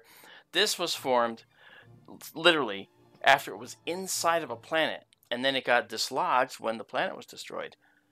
I mean, and we only have the aftermath. We only see the remaining piece. We don't actually, or the piece is. We don't actually see any of the planet itself. It's gone. We just have the debris, and then we say, "Wow!" So that had to be quite a bit. Now, do we know it fell through our atmosphere from outer space, or could it have been? I don't know. Is there any possibility it could have been dislodged from a volcano or something? Probably not. How do we know somehow it didn't come from our own planet and get ejected out somehow, or? Well, you can determine by chemical composition. You can determine that a rock is a meteor and not a rock, from the Earth. And so these are definitely, rocks that came from space. Yeah. Wow. Which reminds me, Mark, did you say you had a piece of meteor? I have a huge meteor. Yeah, I actually do. It's it weighs about 1,100 grams, and it's iron. It's solid iron. It's very heavy. I think I put it in your hands when you were here. Yeah. Do you think I could take a blowtorch to it, break off a piece? Good luck, because wow, you're bold, Keith. Well, no. Here's the thing. I was thinking about since we're doing the microscope series, I would love to put a piece of meteor under a microscope. But maybe I'll have to have Mark do that since he actually has the meteor. Well, I could actually, do that, no problem. Actually, I can stream. See, here's the thing. I can stream because I have the 4K camera on the iPhone. I can stream the, through the microscope. I have a Surface microscope as well, like you got. Sweet.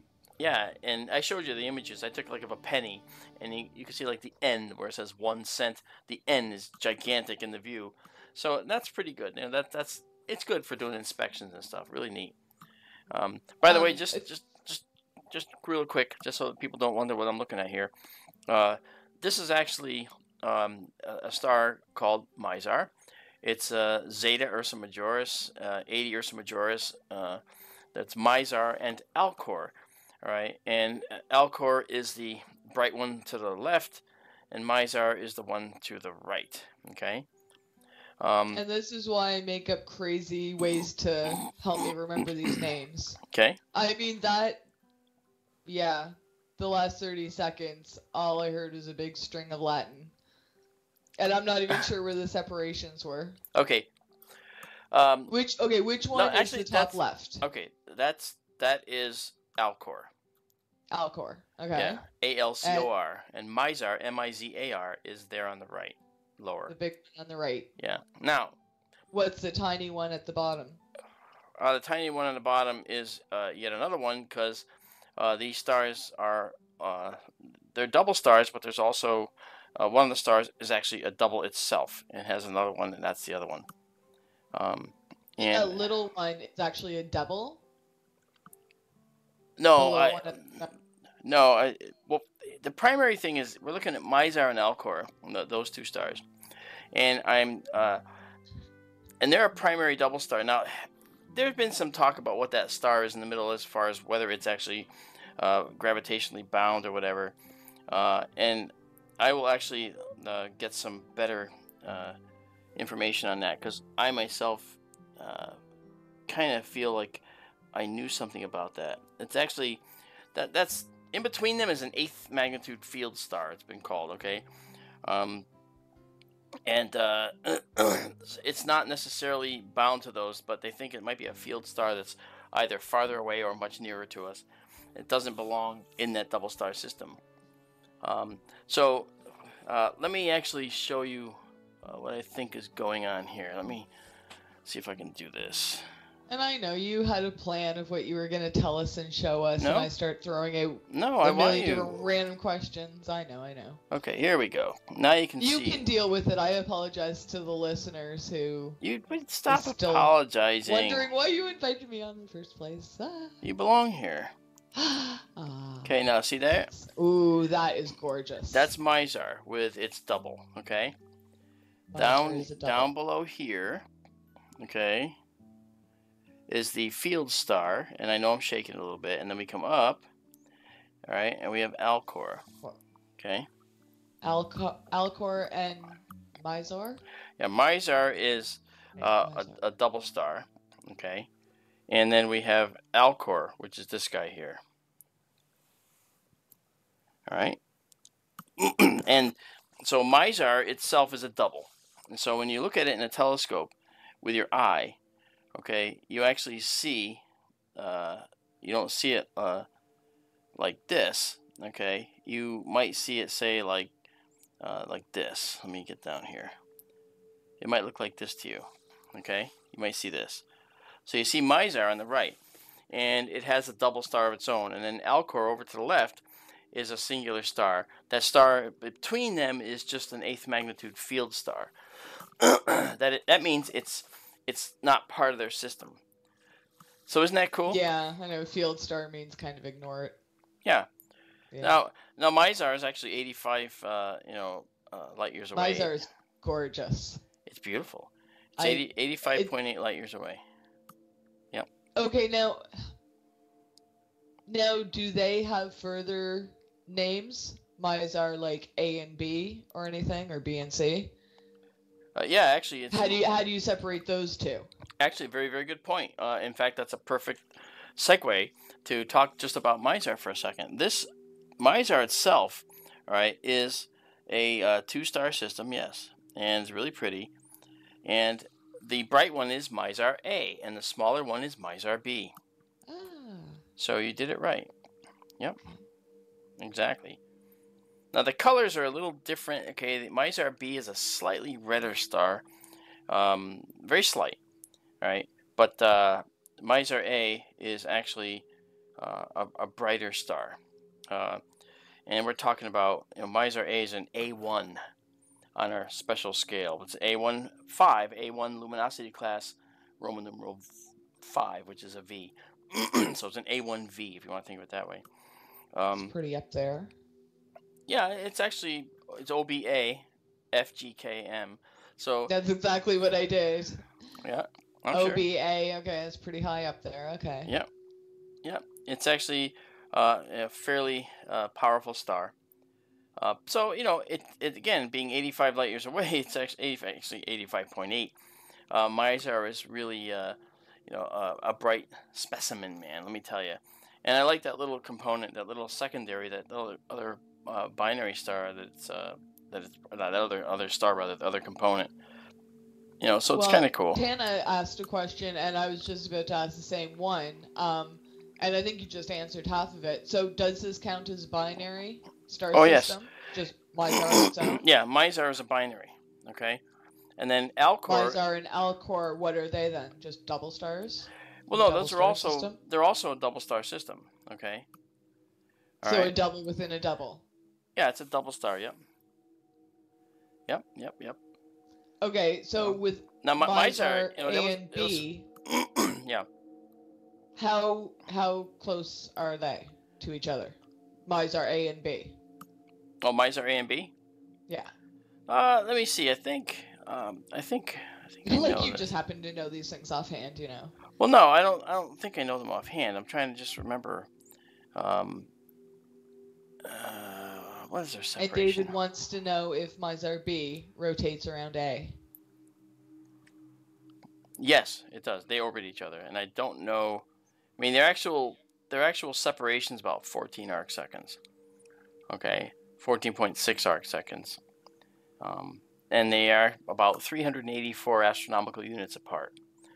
All right, so you're looking at, in between those two stars is 384 astronomical units, which is 93 million miles per astronomical unit. Multiply that times 384, and you get the distance between these two stars in the sky. Remember we did that calculation? Okay, what is that comparable to? Our sun to Jupiter? No, because Neptune is 30 astronomical units. Okay, Oh. It's more than 10 times farther away than Neptune is from the sun. You know, so that's what it's comparable to.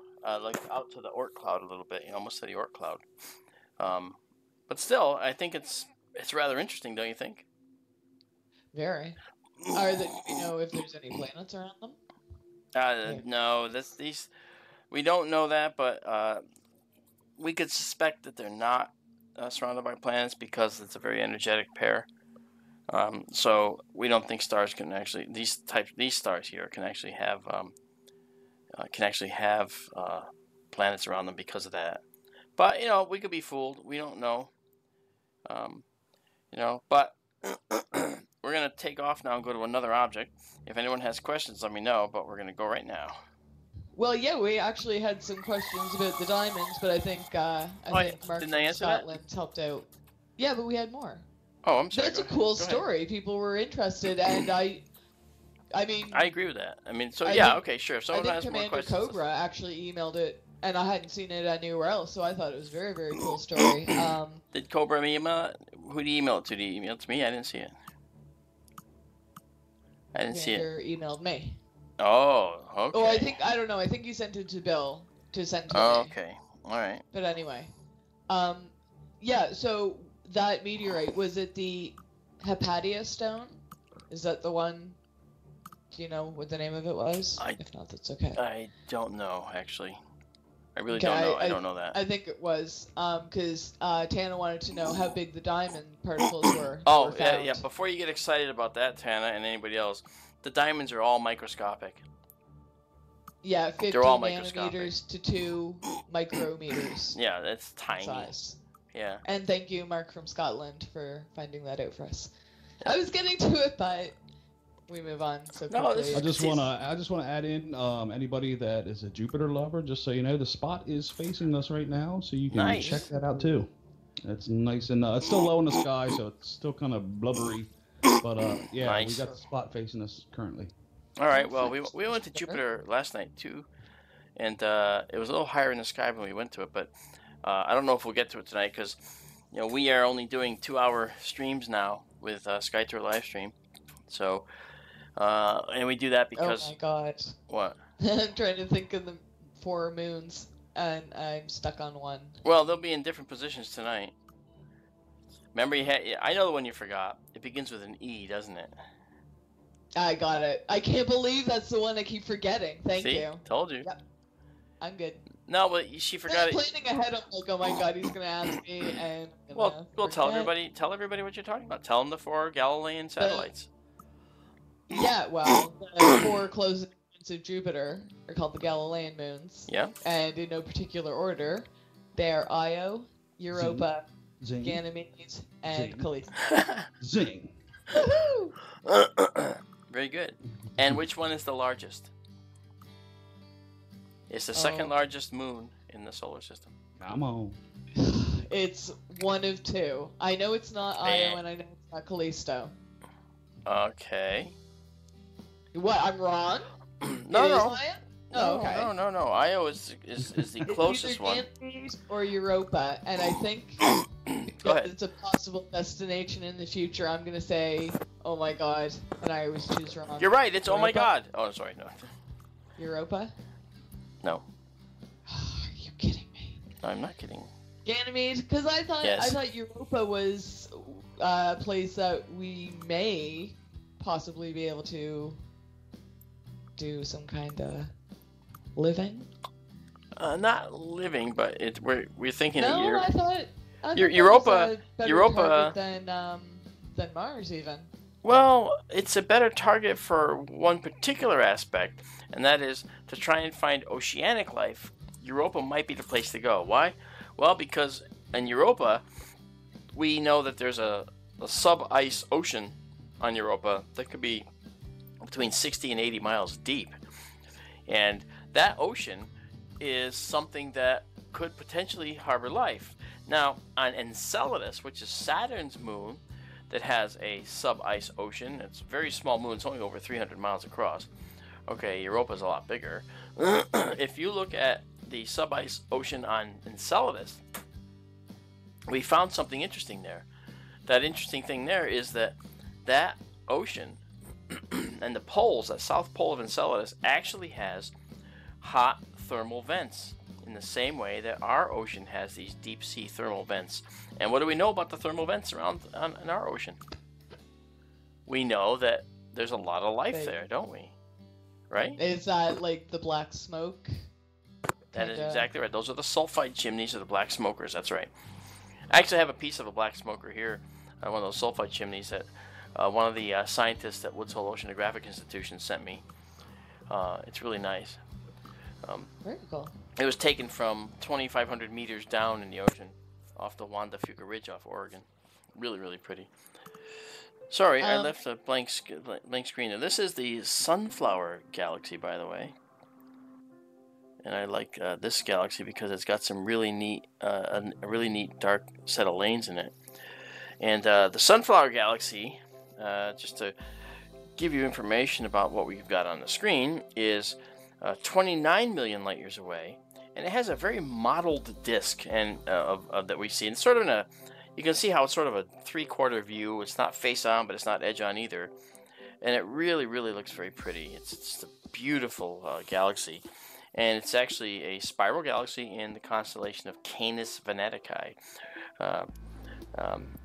It's Messier 63, otherwise known as NGC 5055. Has a few other designations, otherwise also known as the Sunflower Galaxy, and discovered by Charles Messier's friend, Pierre McCain. Okay, and McCain also, it's MECHAIN, and McCain also has a galaxy called McCain's Galaxy as well, which I don't believe we can see at the moment. But can you check the batteries on your headset? I don't have batteries on my headset. Oh. Why? Is it getting faint? Yeah, it faded and then it came back and then it started fading again. Alright. Yeah, the headset doesn't have batteries. This is actually just a regular headset. Okay. I have a long USB connection to this to the computer with this, so. So you're going again. What's it plugged into? Could something be loose, maybe? I don't think so. It just started, like the last 2 minutes. When you say it's going again, what do you mean? Oh, I couldn't hear you for a second. Like it just faded right out. Yeah, it's kind of dipping out. Really? In there. Yeah. But only for the last minute or two. Yeah, well, that's not good either, right? So let me see what's going on here. Okay, so you don't hear me then? I mean, I'm fading. You're okay right now. It happened 3 times in the last 2 minutes. Interesting. That's why I thought before I was sure that was a warning that your battery was dying, but now you have no, there's no batteries here, you know. So interesting. Okay, well, let's just keep going, rolling forward. We shall keep going. And it's okay. We're almost near the final remains. Well, it's okay. You know, I have to time it and make it more bite-sized so that when people do come in, they know that they can watch a stream and the stream has a logical conclusion. It doesn't go for hours. If it goes for an hour or two, that's a good thing. You know, I really think that that's probably a better thing. You know, now I could be wrong, but it's just my leave thought. Them wanting more. Well, it's hey. Don't be down on us guys that stream for hours at a time. Me? I'm not. I'm not. No, I know. People love looking at the moon. All right, we're going to just pop out of this. Let's go. And even after hours and hours, it is still disappointing when you say, okay, I can't keep my eyes open anymore. Yeah, that's right. Like, we should complain, we don't have the actual equipment to be putting away like Mark and Paul do. That's okay. Cozy at home in front of our screens, kicking back. I wish I was kicking back. Oh, No, he's pretty busy right now trying to watch Paul's work. Look at what I'm doing. He's got a lot going on. 4 screens going crazy because I got Skype on one, I got the YouTube feed on the other, I got you know what? the broadcaster on another, I got Paul's feed. Amanda, he has no life. I mean, it's that simple. I thought I read somewhere you had a hot date the other night, Keith. Really? Who, me? Oh, no. We were talking with Bill. I was talking about his mom. Oh, look how fast he's talking, backpedaling. No, he's right. I remember that. Okay, I'm taking Bill's mom. This is a 15-second exposure at 20,000 sensitivity ISO. So, just a minute, and then we should see it when it comes in. It's probably going to be, there it is, beauteous. I thought we would just check this out as well. This is kind of cool, and I will just show you what that is. It's a little bit out of the view, so I'm going to bring it in. This is a globular cluster, and it's called. Guess that. You did, didn't you? It's Messier 3, actually. I'm going to go to 4K live feed here. There it is. You can see it even without adding any sensitivity. You can see it pretty well. See, this one's pretty, but I don't know. For some reason, the globular clusters are probably... Don't get mad. They're probably my least favorite to look at. That's okay. You know, it's just a big pile, chunky white, you know. And sometimes that's okay. Like, what do you mean? Like, they're individual. What is it called? The jewelry box and the. Well, you can see the individual stars in these. Yeah, but the nebulas are blue and red. Oh yeah, they're so much more beautiful. Yeah, so. Yeah, but now. But this has a bit of blue. It looks like light blue in the background, so this one is actually quite pretty. There's a reason for that. Okay, it's because of that filter I'm using. But here's something about this globular cluster which is kind of cool. All the galaxy has a halo around it of these clusters. All right, these you're looking right now at the stars that were here when the galaxy formed. These are as old as the galaxy itself in general. And this is, this particular globular cluster, M3, is. I'm going to just get you the exact distance for you right now. The actual distance of this cluster is a whopping 33,000 light years. All right, and you're seeing the light of hundreds of thousands of suns. If you were in the middle of that cluster, you would have a bright star all around you in almost all the directions you look. Now, there's a famous paradox that we talked about yesterday called Olber's paradox, which said that if the universe was really full of so many stars, then we should be able to look in any direction and see stars. That would just be make the sky pretty much white with starlight at night. Clearly, that's not the case. So why is that? Well, that's because of the fact that we're looking through light that's being attenuated or diminished by distance, and that light will fall off as the square of the distance from the star. Now, before we actually understood that, we thought that maybe we should see these stars as bright everywhere we look, but it's not true. We're looking through dust clouds. We're looking through other material between us and the stars in the interstellar medium, and so that makes this happen. But these stars that we're seeing here are also very special for another reason. Very few of them actually have planets around them. Very few. And the reason is, you would think, well, wait, I mean, these are among the oldest stars in the galaxy. Why would we not have planets around them? The reason is because these are what are called population 2 stars. They were formed before there was a lot of heavy elements. All right? Now, we call those metals. Anything other than hydrogen and helium is called a metal to us astronomers. We're simple chemists, if you put it that way. Okay, not really. I mean, but still, chemistry is a big thing for us. But when you think about these stars, they're population 2 stars, very low in metals. So you don't have a whole lot of other material from which to make planets and other things like, the elements required for life. So that's why these clusters, as plentiful as they are as a halo objects around our galaxy, that's why these do not have planets around them and don't have a whole lot of potential for that. But thus said, these clusters do orbit our galaxy.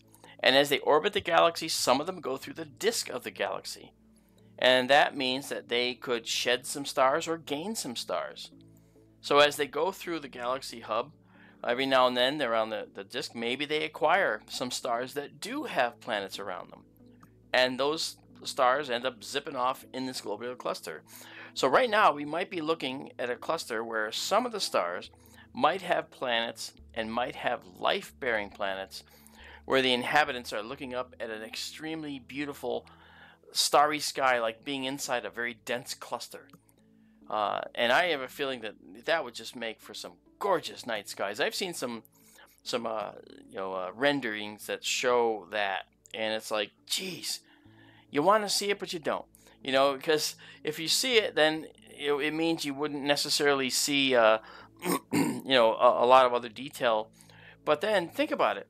Some of these more distant clusters, if you were in there looking back at our Milky Way, if you happen to be way up high, looking down on top of the Milky Way, can you imagine what you'd see? Your entire sky, in one whole quadrant of your sky would be filled with the disk of the Milky Way and the bright center, probably visible to your eye.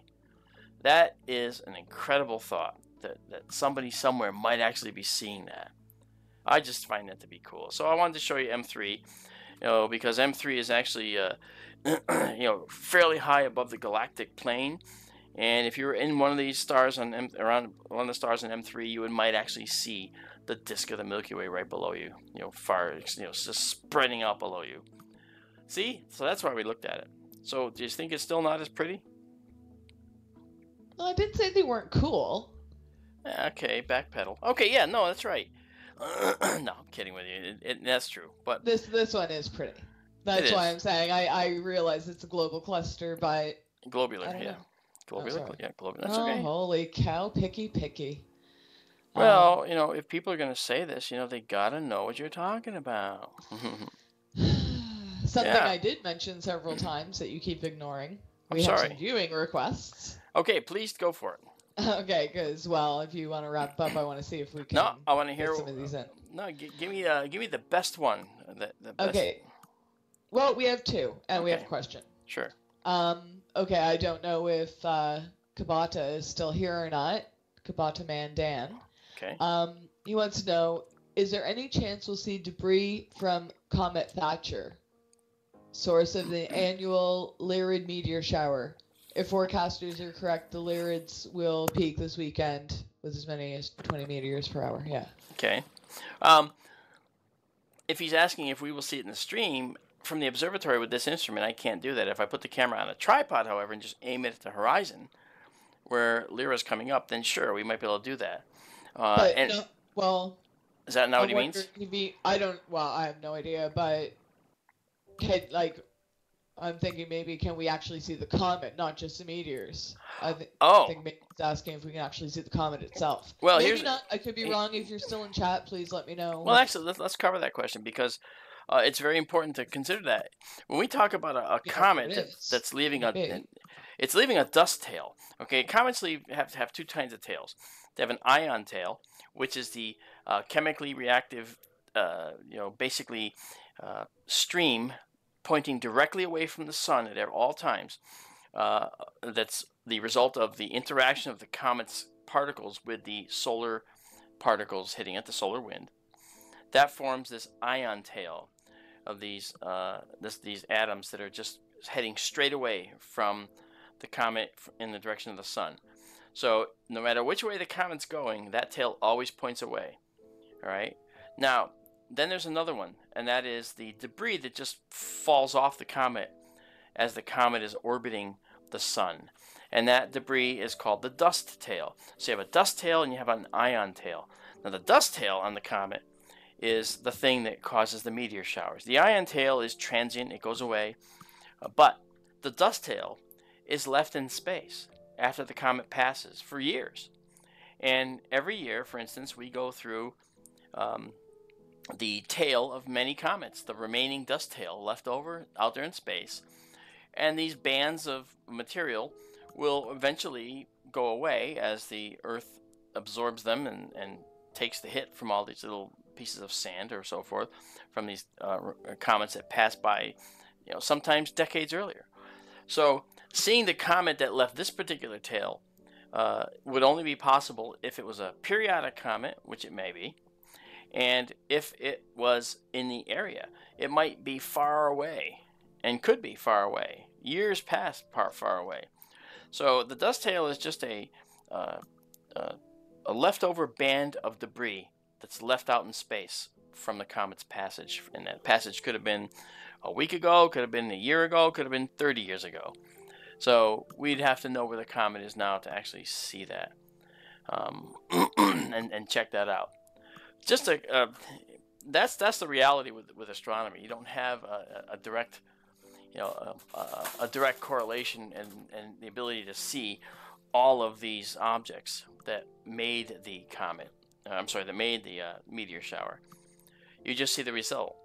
And Keith, by the way, I saw a beautiful Lyrid, by the way, a little while ago. It was an orangey yellow, kind of low to the horizon, which is why it was orange. Really pretty. Just not in the telescope, but with my eye. Here in my dome asile. Yeah. How is the weather up there? Is it pretty cool tonight? Yeah, it's it's close to about 38 or so it's a little warmer than last night. But last night I had to stop early because I was just frozen. I'm just having a good time tonight, though. This looks really pretty. So I'm actually going a little longer and violating my own rules. Well, I got here late, so if we'd have another couple of minutes. That's fine. Yeah. I'm actually gonna take us to another object right now. All three skies are looking beautiful. Miami, up in Hudson Valley, New York, and of course up in Market, Connecticut. All three skies are looking really nice. We do have some clouds on P&K coming across from the ocean, but they're few and far between. Nothing really to worry about. Nice. Is Bill having any luck on his stream with meteors yet? I haven't checked in with him. I just made sure I changed the link on Astro Imaging Live. I haven't been over there since because I kind of got way too many windows open as it is. And that's awesome. I know, man. What's going on? I don't know how to do that, so at least someone's on top of it. I sent Bill a message to say if he wanted to join at any time or if he gets done with radio and he wants to pop in with us, he's more than welcome. So I told him just to message me and let me know. I'd add him. Yeah, what's he doing? Is he just playing KGRA shows? Or not sure. He's producing. Audio too. He's producing. Yeah. I think there's a couple live shows tonight, maybe, or I'm not sure. Definitely producing. They may have been done. Is Don Ecker not the last show? No, there's. No, I thought he was producing after Don, but I don't know. Never mind. I don't know. He could be. I mean, I'm not sure. It could be really replay. going into details. It could be a pre-record. It could be. I can't see him producing live. But one thing that we should mention is we got Pine Bush coming up.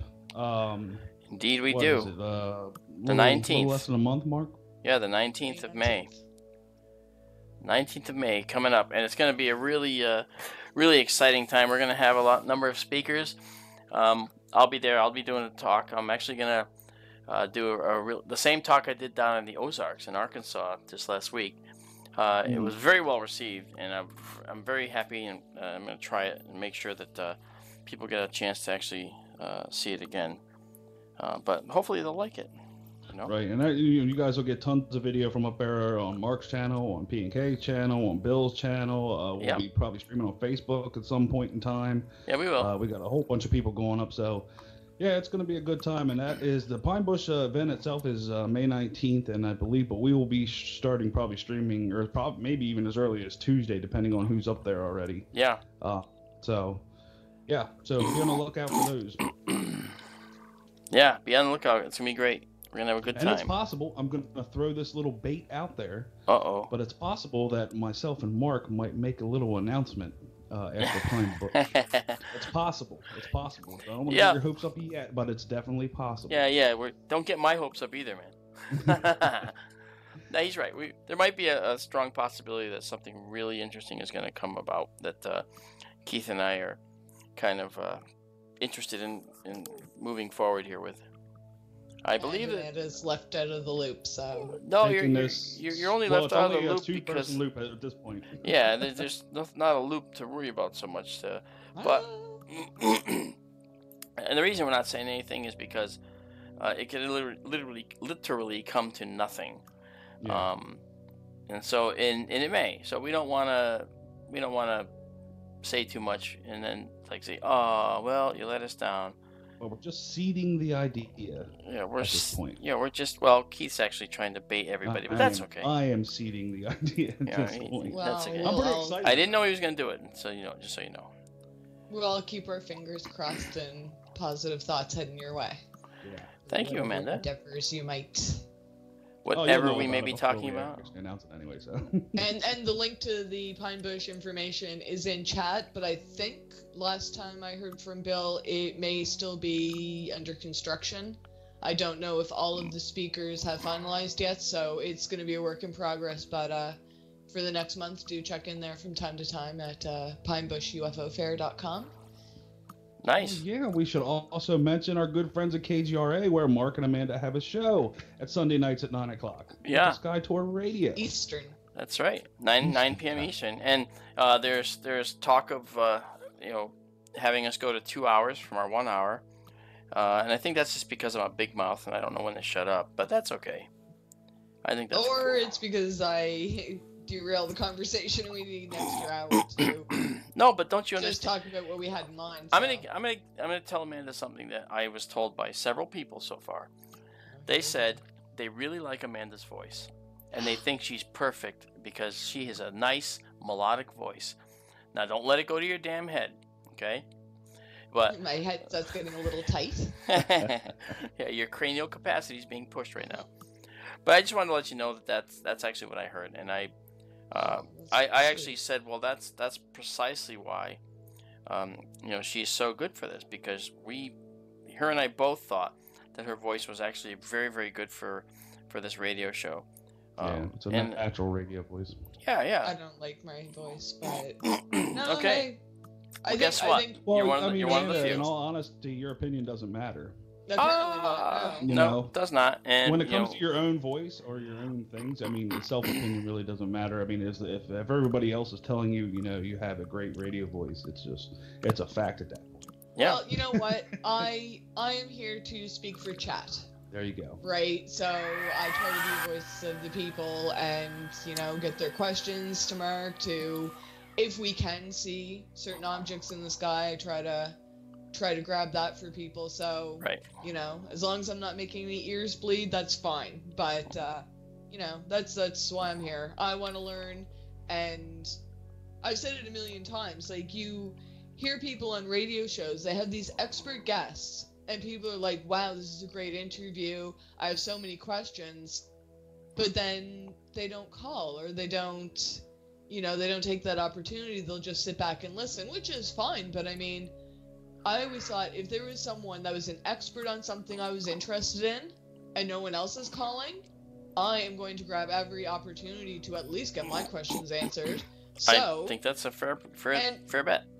And Mark, ooh, what was that? What? What's this? Okay, did you guys not see that? Okay, hold on a second. I'm going back to YouTube. Hold on. Did you not see something just Look, what was that? Did you guys in chat see that? It was like a plane just flew by. Something red and blue. Lights. Really? Yes. Keith, you didn't see it either? Okay, David saw it. Thank you. Okay, Dave saw it. Plane went by. Okay, it was a plane. Wow, that was really cool. How come I didn't see it? I'm in the observatory, damn it. I always missed it. Wait a minute. Let me rewind the life sequence of time here. And I didn't even check the timestamp either. Well, it's okay. Somebody in chat will give it to you. Like Dave. Dave, give her the timestamp. You remember when it was. I'll Sorry, check I just that. got so excited and then I flipped back. No, I'm glad you did that, but I didn't see it, and it wasn't visible to me. I saw a bright flash in the bottom left corner that that went was by it. really quick. And Yeah. then, and if I had to guess at a time, you're going to be like at the 11:09 minute time frame, anywhere from 11:09 to 11:10. Very it's cool. Going to be in that minute area. Nice, nice, nice. Yeah, it kind of was like boom. Like as soon as you kind of brought Jupiter up into focus, it zoomed by the bottom left. Yep, yep. Okay, I think that's pretty cool. Now, yes, you're right. This is Jupiter. But now, I want to show you something here.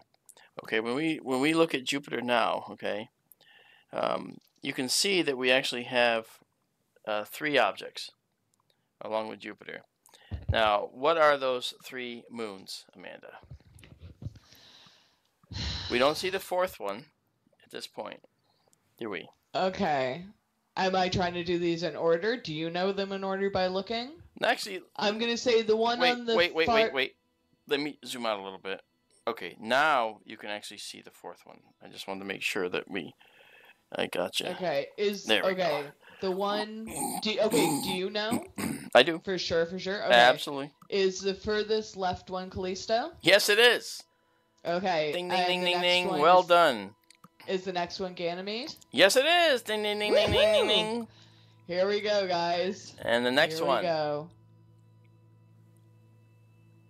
Now, what's left for the Galileans? What's left? The other 2 are Io and Europa. That's correct. So I just have to figure out which one's which. That's correct. I'm gonna say Io is the closest on the left, and Europa is the furthest on the right. You freaking got it, man. Did I really? Yes, you did. Okay, is Io always the closest and Callisto is always the furthest? Or Well, does it depend on the orbit? It depends on where we are looking at it from. If, for instance, you see Io there and Europa on the right, well, when Europa goes around Jupiter, it could appear between Io and Jupiter at one point, couldn't it? Right? Yeah, see, that's what I mean. Yeah. Now, these moons are in what is called resonance also.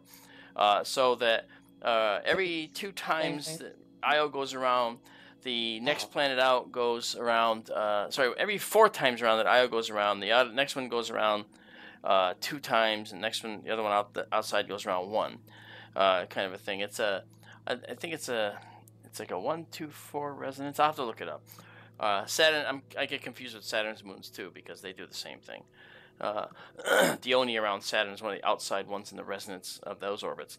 And what's resonance? Well, the overall, through time, the moons have settled into an orbit that is based on all the additive effects of their gravity upon each other. And this makes them set up a resonance, meaning that the moons will end up going around a certain number of times relative to each other, and that number will be constant.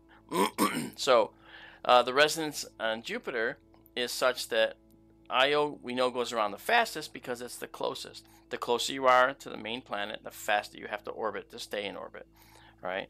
And the farther away you are, the least speed you need to orbit successfully.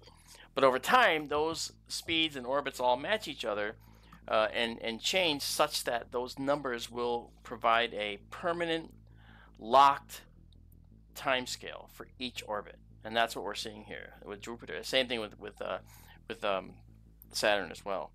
So now let me just show you, and I'm just going to reiterate this because it's so important. Keith, you should listen. You're listening. You're online with us. But you see how we see Jupiter's moons, right? Mm-hmm. Now, if we do a little experiment, we can show right now why the Apollo hoax people are wrong. We see the moons, but Jupiter's overexposed. But let's take Jupiter and make it exposed right, okay? To expose it correctly, we got to change the exposure. We got to drop it down and make it less, like a 30th of a second. So here's a 30th of a second exposure. Well, there we can see the cloud bands. But wait, where's the moons? See, we're shooting for the moon. We're shooting for Jupiter. We're not shooting for the moons. Okay, so we are exposing for the proper surface of the tops of the clouds in Jupiter. And when we do that, we lose the moons. All right, but if we were those darn protons. Exactly. Exactly. But if we want to shoot for the moons, we just have to expose brighter and do a little more, and then we do this, and now we actually see the moons. See? You know what, Mark? I've actually come around to your way of thinking. Like, I've just pretty much What the stopped hell is wrong with debating people that think like we never went to the moon and stuff, because it's just the fact, like, all the science is out there. They can study it, they can look at it themselves, but you're just not going to convince somebody that already has their mind made up. Hey, you're right. You're right. You're right. And you can explain this 100 times, and if they don't have, the basic, and I keep saying this, but it's so true. It's like your ignorance of how the science works is not evidence against it. Well, another way you could say it, really simply, is science doesn't care what you believe. Yeah. Science don't care what you all believe. I understand their point of view, where a lot of things in astronomy and astrophysics and stuff is theoretical. I get that. Yes. But there are provable things. That's right. I was just explaining to a guy in our chat a little bit earlier about, how the moon was formed. That basically there's the working theory that the collision, that's one that's believed by many, but there are other theories out there, and we can't actually prove it 100% that that's how the moon was formed. Yeah, as a matter of fact, there's a problem with the going theory. The current theory, we believe, of course, as you say, is that a Mars-sized object struck the Earth in its infancy, and it caused. Oh yeah, there's a great red spot. Do you see it? By the way, yep. Just right of center. There was a object that struck the Earth. We're actually going to Jupiter right now too, so we got both of us on. Oh, very cool. And the issue that we have with the moon formation theory is that a Mars-sized object struck the Earth and blew out a chunk. Well, we look at the moon's composition, and we see that the moon is really almost the same composition as the Earth, except for radiation effects on the regolith, that is the lunar soil that we see. Okay, but shouldn't it be really a combination of the impactor that struck the Earth and the moon and the Earth? Shouldn't those all be a mixture? Why is it that the structure of the moon is exactly like our own planet? It shouldn't be that. It should be some other thing too. And we don't see that. So that is a problem. The other thing is the moon is not round. I mean, people think it's a sphere in the sky. It's not. It's not spherical, and it ain't flat. Don't even go there. I knew you were. It's not. It's actually not round. It's actually somewhat oblate, just a little bit oblong. An exaggeration of it would be to make it look like a football. But it does have. Same as Earth, right? What's that? It's the same as Earth. Well, yeah, I mean, exactly. In a sense, Earth is oblate because of the way, because of its spin and so forth. And of course, we have the ocean bulge, the tidal bulge that raises up from the planet a little bit. And we get tides not just from the moon, we get them from the sun as well. And when they combine and work together, then we get higher tides. And when they're opposite each other, we get a little bit lower. Okay, and this approach and this thing that we see is that the moon, this oblateness of the moon, is due to the way the moon formed and what happened during the formation of the moon. And Keith and I have talked about this on P&K when I was a guest on your stream, Keith. We've talked about this before. If you look at the front side of the moon, now the moon, of course, is tidally locked. That means it's close enough to our planet so that the gravity of the Earth can kind of lock the moon in and keep the same face facing us. Now, it didn't always be that. It wasn't always that way. The moon used to rotate on its own, but over time, the fact that the moon is slightly oblate allowed for one side of the moon over the other to be selected as basically the dominant gravitational side, so to speak. That's not exactly how it works, but it's a good way to think of it for now. Now, that meant that one side of the moon was going to face us. But the thing that happened was, when we looked at the moon, the oblateness of the moon is due to something that happened, as I said, during our formation.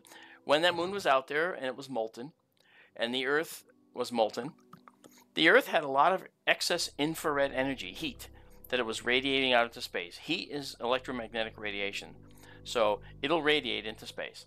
And when that radiation is radiating away from the Earth, it's not diminished, except for the square of the distance. All right, but by the time it gets to the moon, it's diminished a little bit, but not a huge amount relative to the Earth-Moon system. So as the moon was being pelted by rocks and asteroids from, during the what's called the late heavy bombardment era, 3.8 million years ago, a billion years ago, sorry, during the late heavy bombardment, this stuff was hitting the moon and it was throwing up material. The stuff hitting the front of the moon or the back of the moon was just vaporizing sections of the moon as it hit, vaporizing the objects themselves, and spewing all this molten material into the exosphere, not atmosphere, but the exosphere around the moon. That's what we call it when it has no air. And then the radiation pressure from that infrared radiation is thought to have been gently pushing this molten exospheric material around the moon away from the front side of the moon. And that material landed on the back side of the moon. And the back side of the moon has a thicker crust than the front side of the moon. There are the actual lowest spot on the moon, where you should expect to see a tremendous amount of this material, lava, basically the Maria, is called the Aitken Basin, Aitken, Aitken Basin. And that's sort of near the South Pole on the far side. That's the lowest spot on the moon. Oddly enough, the highest spot on the moon is north of that, on the far side of the moon. All right, pressure. Let me ask you: do you think there's a chance that some of the smaller, shallow craters are, say re-entry from big impacts? Like, say a big meteor hits, it breaks up, it blows a whole bunch of stuff out into space, and maybe bigger chunks come back and then hit the moon again on like re-entry years later. Obviously they're not going to hit with the kinetic power of what the original blast did, which is why they'd be a lot shallower. But no, that statement is absolutely true, and those are called secondary impacts. All right, and you see, some of the craters on the moon, you don't get confused with something called satellite craters. And no, those aren't impacts from satellites. Those are impacts that are in the region of, say, one particular crater. And so you'll see the names of the craters being like, crater A, crater B, crater C, all with the same name, of the crater. All right. And those names, those are satellite craters, not necessarily made at the same time, but in the same region. And so they would name them that. Now, as far as craters that would be formed by secondary impact from material blown off of one crater, absolutely that happened. And we can identify, to some extent, based on the trajectories and the ray structures, we can identify some of that. The other thing that helps us identify that is when we look at the rock structure and strata near one of these craters, and we look at it from another side, we look at other craters with the same instrumentation, and then we can figure out where this ejecta from the first impact went, and we can actually theorize, well, maybe some of this ejecta should be visible over here on this area of the moon, for instance. And then we look for it and we do a spectral analysis and see, oh, it's similar. So we kind of get an idea that maybe those are secondary craters. Now, we can't know that for sure, but there are some cases which are very, very good for that. And so we can actually figure out these secondary crater impacts. But that's exactly what they are. Cool. So you're right. I didn't mean to derail you with me. No, you didn't. That's perfect segue, because that was a good thing to mention, which I would not have unless you did, and you did. So that's awesome, man. Sweet. Yeah. I'll go back to listening now. No, that's fine. And everybody watching on P&K, if you want to check out what Mark's viewing, we're showing it on the little screen here on P&K. But if you want to see it full size and a nice HD, head on over to Mark's stream. I'll put the link in the chat. Yeah, we're here. You can see it full size, and he's over there right now. How much longer are you going for, Mark? Well, let's see. We still have a question and a viewing request. That's fine. Okay, so you'll be on for a little bit yet. Yeah, I'm gonna I'm gonna check it out and check out the photos. Go ahead and head over to Mark's channel and check them out. I'm moving over to an object right now, and then it looks like it'll be in a good position to view.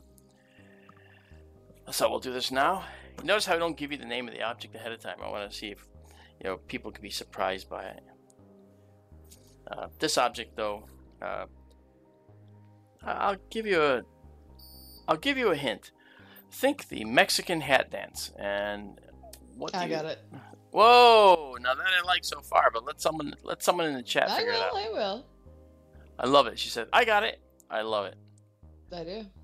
All right, good. All right, we're gonna do that. I don't know any of the corresponding numbers. I know. You don't have like, to know the the numbers. nickname. That's but good. I don't know. That's good. Yeah. I don't mind that. Okay, this will be 25 seconds at 12,800 ISO. Come on, chat. It's like beat the clock. Yeah, it's like beat the clock. Can we see the? Can you what? No, I was just gonna say an answer came in already. I was gonna say, can chat get the answers into the chat box before you actually pull it up on screen? Oh, well, that's a But good just question. as I was saying that an answer came in, I'm not gonna ruin it. I'll tell you when Mark says go. All right. Well, I'm gonna just. Any other takers? I'm gonna just go up here and just bring us up a little higher here. Which way did I go? There we go. Okay. Okay. All right. Keith, now, do you have it?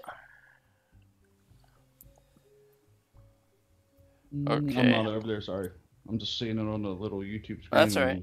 Black right now. Oh, clue? You didn't know?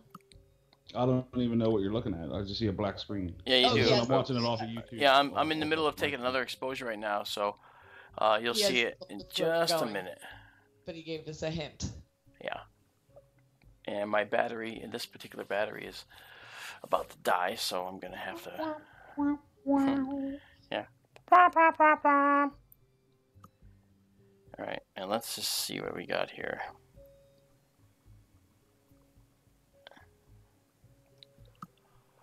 Waiting, waiting, waiting. Always got me waiting. Wait a minute, are we not waiting? Well, see, when Keith made that little noise, it reminded me of the I April know. Fool's episode, and Yeah. I almost broke into your favorite song, Mark. Dun, dun, dun, dun, dun, dun, dun, dun, dun, dun, dun, dun, dun, dun, dun, dun, dun, dun, dun. Okay, the show is officially off the rails. That was the girl from Ipanema. Brought to you and- by Wanda. And that was funny because we actually brought that up. We had the girl from Ipanema playing. There we go. Ta-da! We had the girl from Ipanema playing, and we did that because we wanted to make sure people knew that we were okay. Battery is gonna die, so I gotta. That honestly, that was my favorite part of the I know whole it was. thing. It was mine too. I thought it was hilarious, and people enjoyed it. People very much enjoyed it. I was very pleased that they stuck around for that. Yeah. And we used that to basically say, please stand by. We are experiencing technical difficulties. Yeah. That It was either that or Little Spanish Flea. We'll have to use that one next time. Oh, how's that go? What's a little Spanish flea? I don't remember. Really? I don't. There was a little Spanish flea, a record star he thought he'd be. Oh, really? He turned to the groups like the Beatles and Jones he'd seen on TV. Oh. Why not a little Spanish flea? Ba, ba, ba, ba, Well, ba. yeah, That's exactly. the Well, you brought us dating. here, That's a it's dating fitting. games. That's a dating game theme.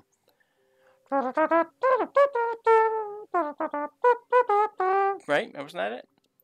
Oh my god, that's weird. It's true. So yes, Was that the dating show?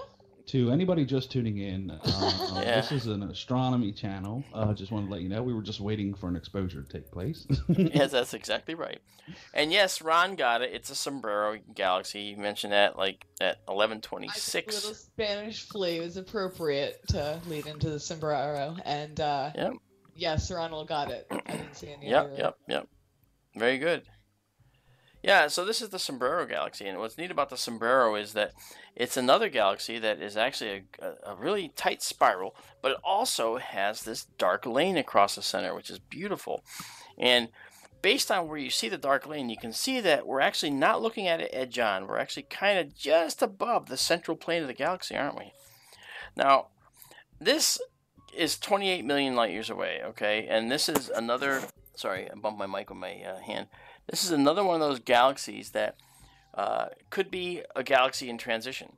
Because if we look at the way this looks, all right, it's a very tight spiral. And I said something yesterday about these spirals in relation to elliptical galaxies, which are just featureless, semi-spherical collections of millions and billions of stars. And that, what I said yesterday was that an elliptical galaxy could very well be the end state of collisions between spiral galaxies. And this galaxy, we see it looks kind of like it's flat and tightly held together, but it actually has a halo around it of a lot of stars. So it's actually semi-elliptical, and I don't think that I can show that, but I'm going to try anyway just to take a higher ISO shot, way higher, and see if we can get a hint of any of the additional stuff that is out there. And so I'm doing it now. This is now going to be a 25-second exposure at the sensitivity setting of 102,400. And for the record, I was just going at 12,600 just a minute ago, or 12,800. So I was very close. This is very distant from that. We're now taking it, and it's going to be very bright too. Yeah, there you go. See, it's bright. But Wow. Let's take a look when we zoom into this supernova mess. Okay, and it does help, because if you notice, you can actually see that the central core of that galaxy is now got a lot more of a upward component to it, and the bottom does too, but the upward part is actually brighter. So we're seeing now a little bit more of how this looks, but you'd actually have to go up. There's a star that's just at the very top of that you can just barely see. It has a little bit of a reflection on it, and I'll center that star. If you go up to the star that's like, oh, You're cutting out a bit again. Well, I was stuttering. No, besides that, you were actually cutting out again. Okay, it might be the connector here. Hold on. He's All right. right now, but you kind of faded. Okay. All right. So if you look at the star that's just about center, a little bit up above center, above the galaxy, the actual halo around this galaxy intersects that just about. So you can see that we're missing, because we didn't do a long enough exposure, we're missing some of that. All right, and it goes about equally along the bottom as well. So you know it's actually a lot going on here. All right, so this galaxy might be one of those galaxies that is sort of in transition. Maybe it collided with another galaxy. We don't know. I don't know. There's nothing around here to indicate that, but it could have been billions of years in the past. But this galaxy has this really strange halo around it. Usually, though, what we see when we look at this is, we just see like, this, and we take pictures of it. All right, and this is actually kind of nice, because you actually see the bright core of the galaxy with that dark lane across the center, which is really beautiful. You know what? This music reminds me of Saturday Night Live when it's over. Oh, thanks everybody, good night. And then they have this little music, the goodbye music. It's actually kind of appropriate, which you can't hear, Amanda. I know. No, I can't. I know. Case, you can't hear the music, can you? I'm doubting it. I don't hear any music. Okay. Well, But I'm thinking it's probably another saxophone or something, some kind of easy jazz. Yes, it is. Yeah. Yeah, Amanda, you're like on tonight. I'm thinking either you're listening in and just trying to make it sound like, No, Saturday Night Live. Yeah. Goodbye music. That's pretty descriptive. Yeah, of right. what goodbye music is. Yeah. Wow. Well, anyway, I just want to run down and say hello to people that are here. I appreciate you guys coming out and commenting. We got a lot of chatting going on here today. So I want to say, hey, Rockstar Andy Morrow's here. We got ERT Ron. We have Andy Morrow keeps talking. We have Keith from P&K Space Imaging, man, he's the guy. We have Admiral Mark. I don't know if he's still here. Ban him now. He's a troll. Who? No, Keith. Oh, okay. I thought you were talking about the. Okay. All right. And hi to Rockstar. Hello to Cypher 2. And Jenny is maybe still here. Maybe she went to bed. I'm not sure. It's kind of late. And we got a whole lot more, okay, folks that are here. And there were some early folks that responded here. I don't have the.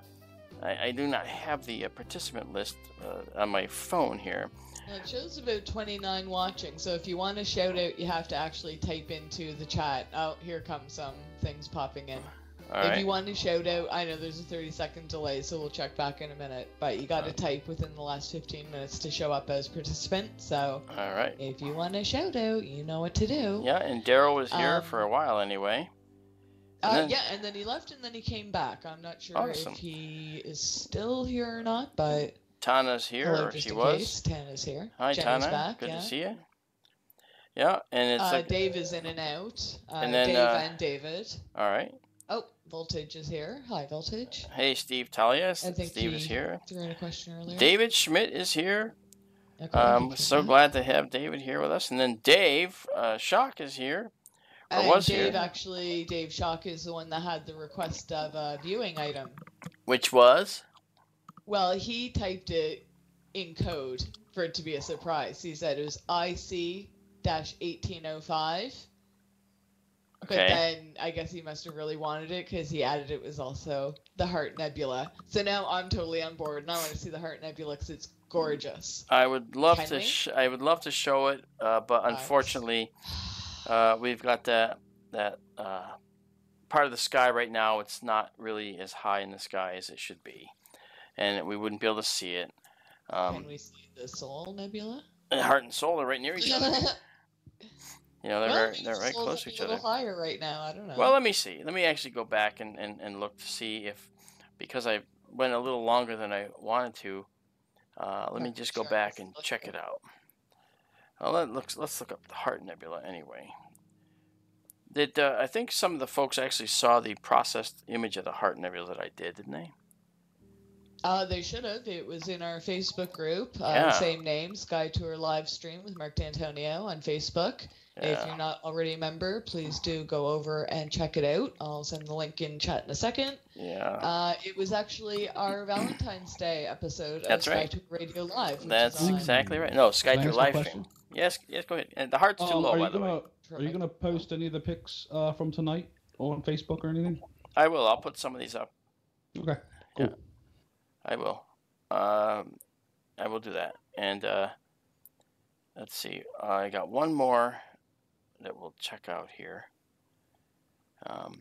See, I can only put links in chat. I can't actually put the pictures in chat, but there is the Heart Nebula. Yeah. Took for our Valentine's Day episode of SkyTour Radio. Yep. All right, here we go. One more. Oh, did you hear that? I'm moving. Keith, you have to get a telescope that makes that noise. Oh, he will. Yeah, we're okay, that's English, right? There's more to come. Yeah, because there's a lot. I can't really talk about a lot of stuff. So, yeah, you'll a lot of stuff coming after Pine Bush, I should say. Yeah, Keith and I, we have a lot to talk about because there's something else going on besides what Keith was alluding to earlier that may be something that would be very interesting to people. If you're talking about the same thing I'm talking about, Keith, it has to do with Pennsylvania as well.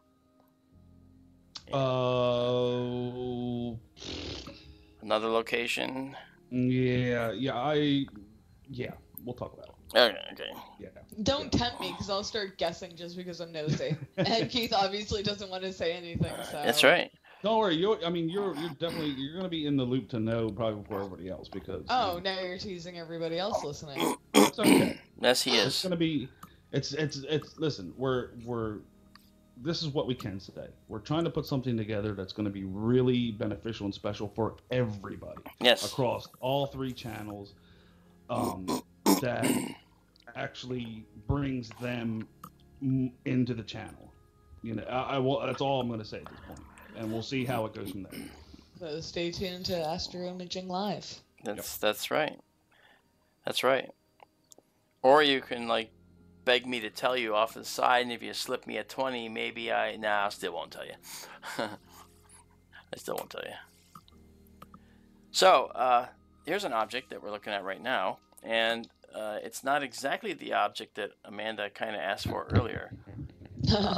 But this is actually an object that is Visible? Well, yeah, I mean, it's this little dot that you see there, but I want to try and make it clear what we're looking at. And I'm going to just drop down. I'm going to go to 3200 ASA, and we're going to just take a smaller, we're going to go 8 seconds at 3200 ASA, just so you guys can see. By the way, I meant to continue the shoutouts. Mark the Shark, I wanted to say hi to you. Duplicate, I wanted to say hi. And Steve's just leaving. Good night to Steve. Oh, good night, Steve. Thanks for dropping by. All right, and now let's zoom in on this guy so we can just see what we got right here. So you can see what we got right here. Okay, this right here is the Cat's Eye Nebula.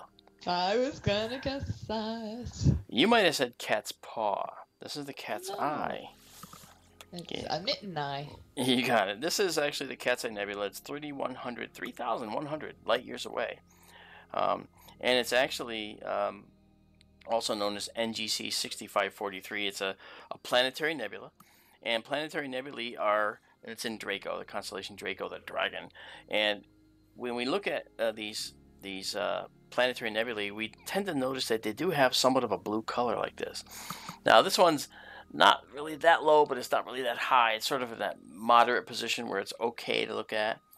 But the Cat's Eye Nebula is actually green like this because we're looking at a particular gas in the nebula that is giving this light off because the hot white dwarf in the center of this nebula has a lot of ultraviolet energy, and it's ionizing a lot of the atoms of oxygen that is out in the shell of the former star that is now sloughed off and surrounding this old white dwarf.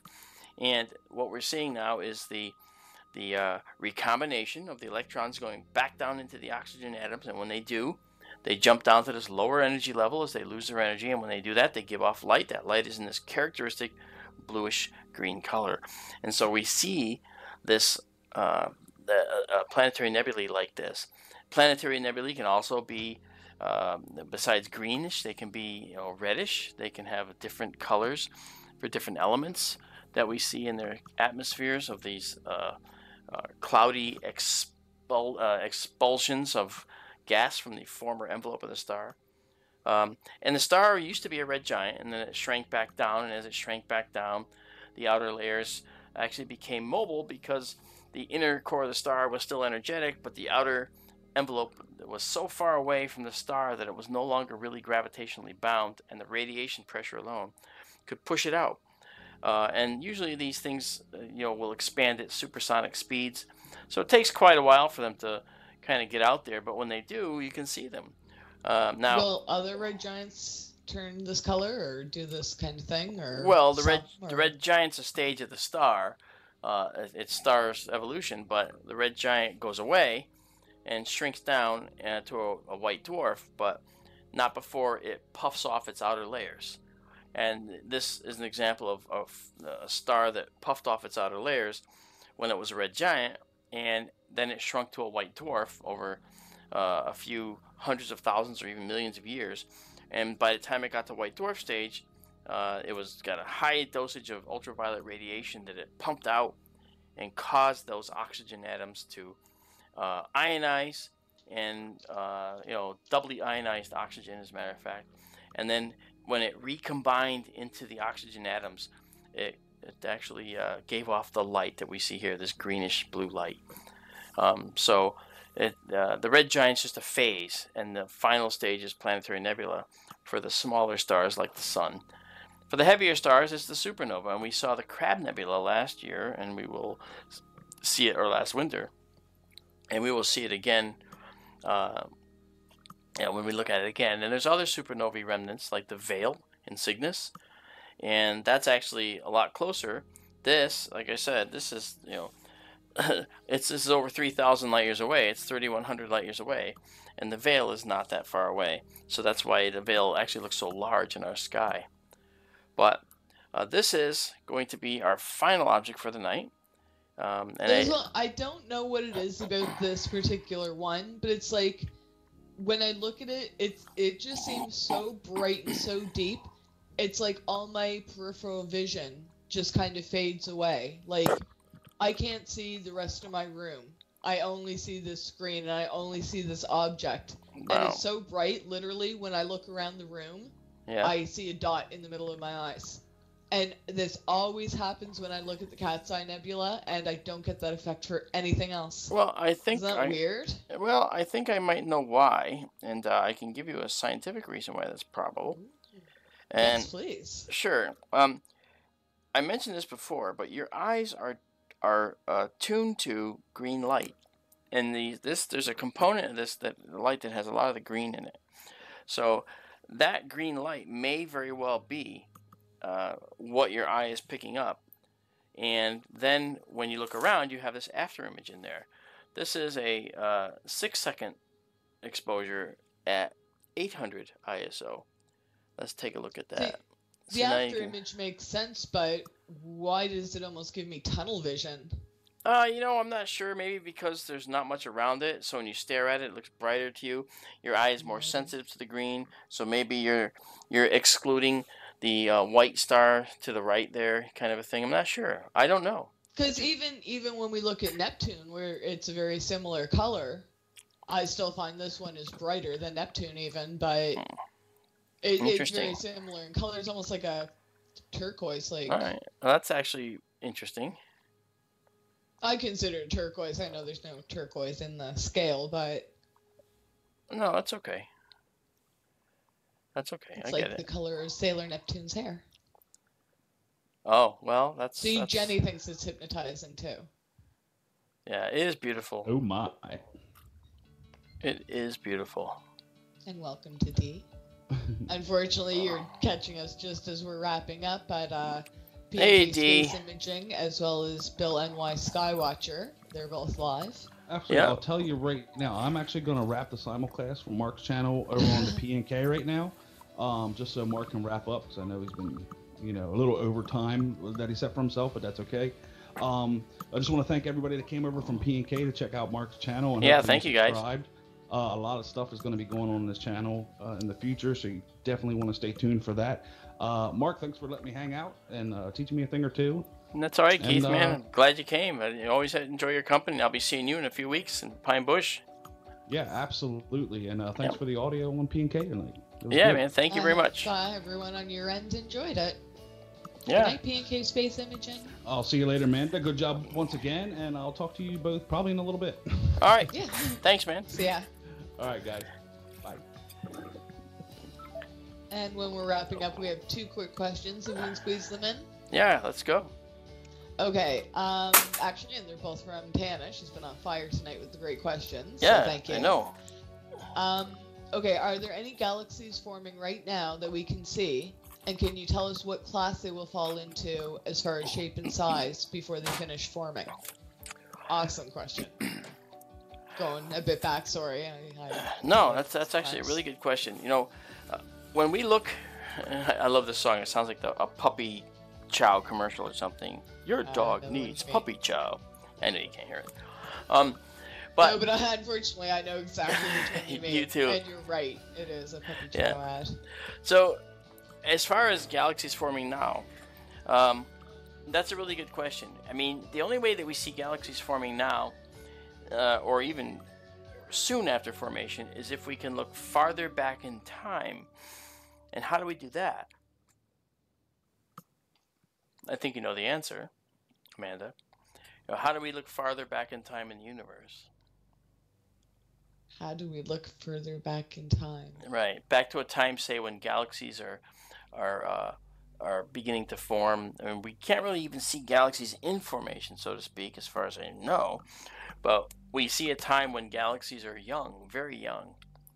And how do we look back? From their light? Yes, that's partially correct. I could just tell you. I don't want to make you hang on this, and be uncomfortable with it. If you want to wrap up anytime tonight, yeah. Yeah, right. No.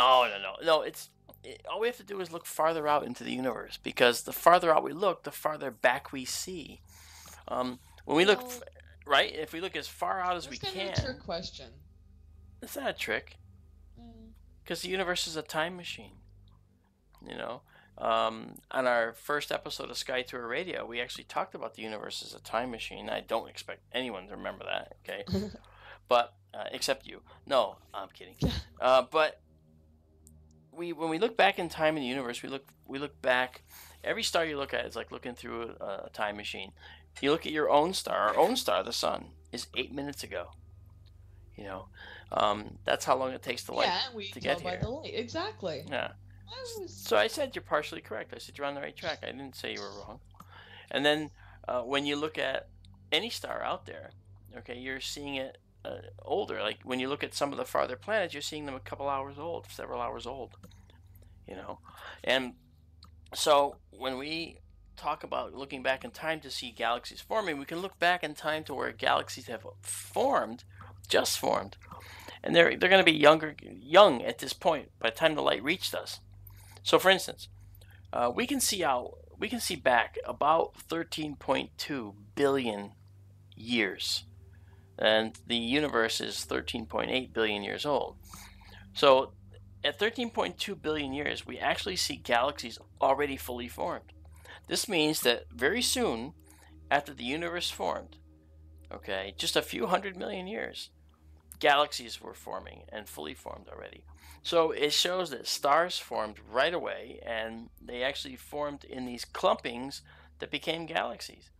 And maybe the reason we have galaxies is because we have a massive black hole at the center of these galaxies, indicating that maybe a black hole, along with other oddities in the universe, formed. Many black holes formed at the time the universe was born. And if that's the case, then this is why we see what we see. And so, the thing that's interesting is when the universe was formed, right after the Big Bang, there was nothing. There was no light. There was no stars. The universe was a dark place. All right, and it was after a few 100,000 years when the first stars began to form that we actually had light in the universe.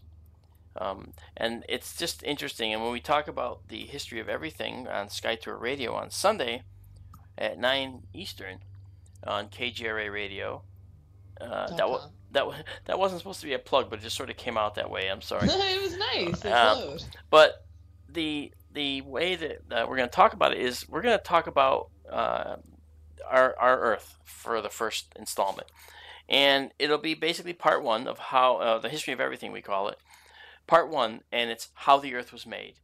All right, and that's what we're calling that episode, how the Earth was made. Subtle.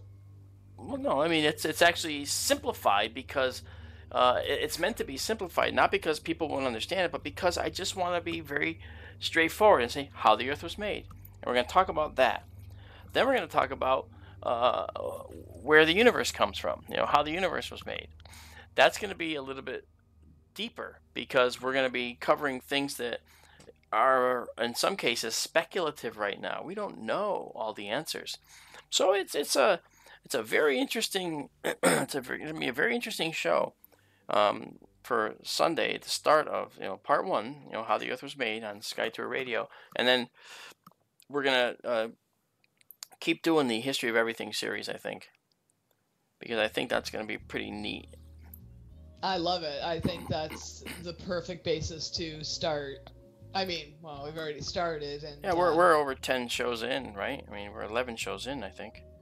Yeah, and I mean, it's good to understand the spectrum and luminosity of the stars and kind of how you figure things out, but listen to you. Well, no, but I mean, how the Earth was formed. I mean, Yeah. who doesn't that affect? You know, if you're listening, it affects you. That's right. It's your home. You know, start at home.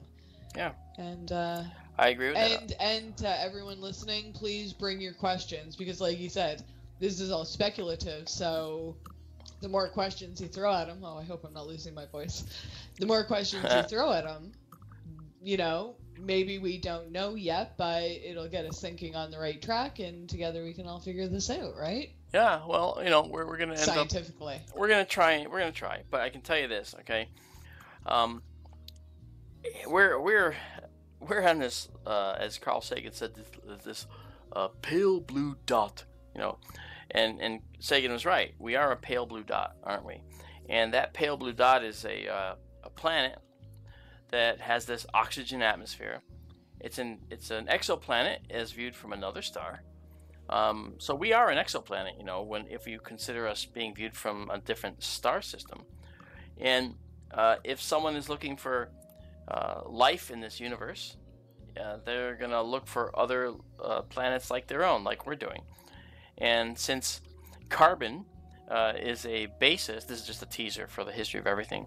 Since carbon is a basis for life here, it's likely that it was set up to be a basis for life elsewhere, because carbon was delivered to the planet and amino acids were made by the planet, as experiments has shown, and amino acids were delivered by meteors and comets. Water was delivered by asteroids primarily, secondarily by comets. That's the new finding. And that said, it's all carbon-based materials that are here, and hydrocarbons that form the basis. Now, if that happened here, it happened elsewhere. We now know that to be true, probably with a near 100% certainty. And if that's the case, then we have a universe full of potential life. And so even a galaxy full of potential life, if you don't want to limit it, if you want to limit it just to our galaxy. So we have an awful lot of study left to go, for sure. But if you think about all the things that had to come together for us to be who we are, and say, well, you know, people say, you know, how could it possibly, if you know, it can't possibly be that this would be the same thing for you know, another planet. All the evolution would be different. Well, maybe, yeah. I mean, we had an asteroid wipe out life, and there were 5 extinction events on this planet. You know, 3 of which actually might actually have been from an impactor, from an asteroid hitting us. We know certainly of the Chicxulub impactor, which was 65 million years ago, and that one was the, you know, Cretaceous Paleogene boundary. Obviously, they call it a boundary because it went from one thing to another quite quickly in cosmic time scale over just a few 100,000 years. And the dinosaurs were wiped out. But the fact is, when these dinosaurs got wiped out, it left a hole in the record of life that could be filled by something else. And that something else was a small animal about the size of a vole, you know, and that... Of all the animals to compare it to. Well, that's actually the truth, you know, and you know, we kind of arose from those smaller mammals. Did you say mole? No, vole, V. Vole, yeah. What's a vole? A vole is a small animal that can be mistaken for a mole. Yeah. You're too funny.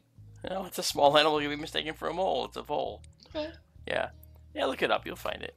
And that's kind of one of those things that, you know, we just say, well, you know, I don't know if it was a vole specifically, but, you know, the vole is like one of the small mammals from which other animals arose. And through mutation and adaptation, the species that was selected for dominance on this planet, in cases of all the species actually that are higher life forms, are species that have this symmetry about their center, bilateral symmetry. In other words, the way they interact with the planet Earth required symmetry, or worked best with symmetry. 2 arms, 2 legs, 2 eyes.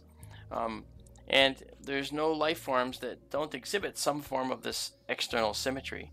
Internally, it doesn't matter how the operation of the being or the animal works. Doesn't really matter as much, because it's how it interacts with its world is through this symmetric approach. That's going to be the same elsewhere, probably, because this was selected by the planet right from the very start. The smallest, creatures, when we reached higher life forms, the smallest creatures interacted with this planet, from a symmetric nature. And that's something that I think is really important to understand. And that's, again, part of the history of everything, a little bit of a teaser. And we'll go there in some detail on Sunday night at 9 on kgradio.com, 9 Eastern, 9 p.m. That's 2100 for you guys that know 24-hour time. I always do 24-hour time, so I don't say... I would never think to say it's on at 2100 hours.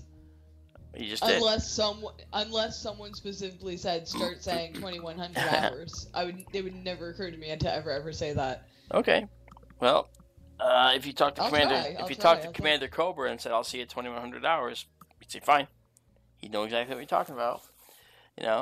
So hey, I think it's pretty cool, and I just want everyone to understand that that's a really, really interesting show series that we're going to start there on Sunday. I can't wait. I'm really looking forward to this. Yeah, I mean, I've only been asking for about 2 years now, so. Well, you should, because you're going to be, taking everybody through a bunch of different understandings, Oh, you didn't know that? Hey, as long as no one minds the interruptions with my questions. You mean you didn't know that you were going to be doing that? These may be the shows where I stop you every second sentence and say, wait a second. Oh, no. Nonsense. It'll be fine. No. It'll be fine. We'll have to tune in at 9 p.m. Eastern. Yeah. 2100 hours to find out. That's right. At KGRA. Oh, you said 2100 hours. I did. Yeah, at kgradio.com. Yeah. This is okay. Oh, folks, this is me. I actually said, all right, I'm about to shut down, but you know something? I'm gonna try and take us to one more object.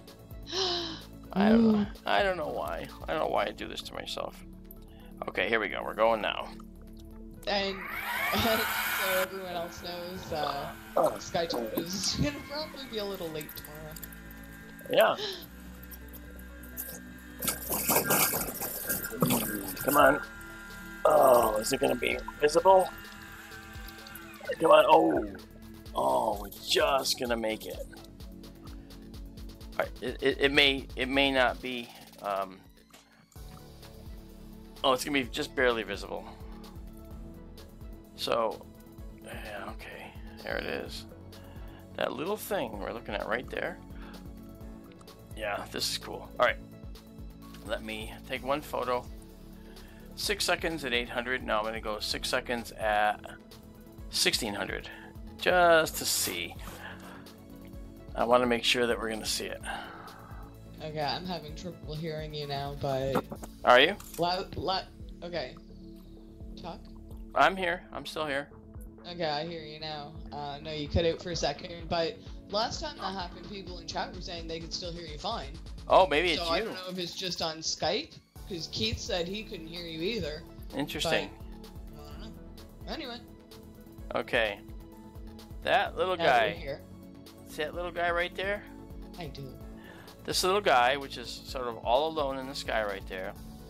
This little guy is the dwarf planet Ceres. It's the largest, well, it used to be an asteroid. It's the largest dwarf planet in our solar system. It's out in the asteroid belt. And this is... That's funny. People in chat were talking about that. Yeah. I think it was Duplicat that said he believed in the captured body theory. Yeah. That the Earth and the Moon, I forget, it was so far back in chat, that the Earth and the Moon formed at the same time and just caught up to each other. Or something similar, something along those lines. Sorry, I'm sorry if I'm... No, that's the capture theory. That's a valid theory. It's valid. It's valid to think about. We don't know if it's true, but yeah, that's true. And then someone else said they would love if we could somehow get Ceres to be our second moon. Oh, well, that would be interesting. Because Ceres is actually a fairly large dwarf planet, and I'll tell you. Let me tell you a little bit more about that after the exposure is done here. Okay, there we go. So there you go. There's Ceres now in the center. Let me just bring up the. Let me just bring it up again here just to show you. Okay, now, what's interesting about Ceres is that it is actually literally it's 2.2 astronomical units from us right now. That's how far away it is, and that means that light would take about 18, almost 19 minutes to get here from there. All right, and it's like pretty much almost 100% illuminated. It's got a slight little deviation, kind of like the moon does from time to time. And you know, I think that when we look at these asteroids, these dwarf planets, it's kind of interesting to think of this. Ceres is that dwarf planet actually that when we looked at it originally, we thought that a lot of people actually saw this bright object, this bright light in the center of the crater, this Alcor crater on Ceres. It was called Alcor, and that people were saying, "Oh, look, it's lights," and so forth on Ceres, but it wasn't lights. It was actually a salt deposit, because Vesta, where the probe was before it went to Ceres, Vesta was known to be bone dry with no water on it whatsoever. Okay, but the Ceres is actually well known to have a high water content. So we expected to see some kinds of water type artifacts on Ceres, and we did, and that's what we saw, and it's really just beautiful. We certainly can't see them here because we needed to have the probe out there. Okay, you know, but think about this. Okay, Ceres is you know, it's actually 848 kilometers in diameter. Okay, and that's 0.06 Earths in size. All right, but at that size, okay, if we had Ceres orbiting Earth as well in some other orbit that wouldn't interfere with the moon, it would definitely cause problems with the lunar orbit and our tides, and probably would be fatal to the planet, just because of the interference with our orbit that it would cause. But I think that Ceres is a good place to finally stop, and the temperatures, you know, at freezing or so. You haven't mentioned the weather. I didn't think. I was hoping maybe it wasn't too bad for you out there tonight. No, it just gets cooler as the night wears on, you know. And so it's now the temperature's hovering near freezing, and that's all. But I just want to say thank you to all you who have attended tonight and come on board with us and gone for a little journey through the sky with us. And I will be back. And all the great questions. Oh yeah, the questions were phenomenal. I want to appreciate that, and then also I want to thank you for the objects, and thank you for the objects you want to see. That you guys have some really good ideas and objects to go look for, and I'm all for it. I love what you do. The stream is for the people, really. I mean, you're trying to educate in a fun way, and if people, you know, I mean, for like, you know, if you said pick anywhere in the universe to look at, I wouldn't know any numbers. I wouldn't know any names of things. Like, just I don't know, show me something pretty, you know. But exactly, show me something cool. For certain things now, and you know. Well, that's because they know them. You know, that's what's neat about it, that they know them, and I love it. Very pleased with you guys, and I promise you, as the warmer weather approaches, we'll go a little bit longer. I just have to make sure that I maintain my health, because I'm traveling every month of the year to distant states and countries, and I have to make sure that I stay healthy. So that's why we try to stick to 2 hours, which, as you can see, miserable fail, but for tonight.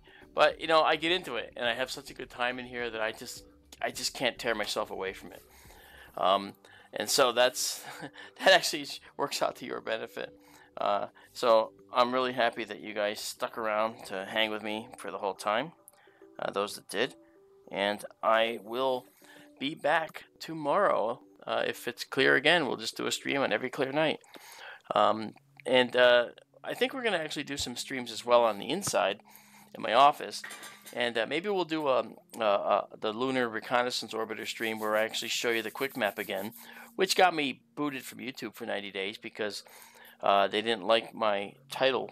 It was actually a typo, dyslexia typo. I wrote human remains on the moon instead of saying humans remain on the moon, and to show the human artifacts that are left behind by our visitation to the moon. And I guess the phrase, the first phrase there got me booted because I didn't even know. I mean, the only thing that happened was I put up an 11-second video by accident because the broadcast software I was learning to use, which I'm using now, I accidentally sent up the video without thinking and realizing it was going. And I stopped it after 11 seconds, and that was enough to get me booted. So it's like, wow. And there's no customer service at YouTube because they don't care. And there was no one to talk to, no one to appeal to. And so I had to wait 90 days to get my streaming ability back. But I did investigate other streaming possibilities and other streaming services. And so I'm in good shape now, should I actually have to do that.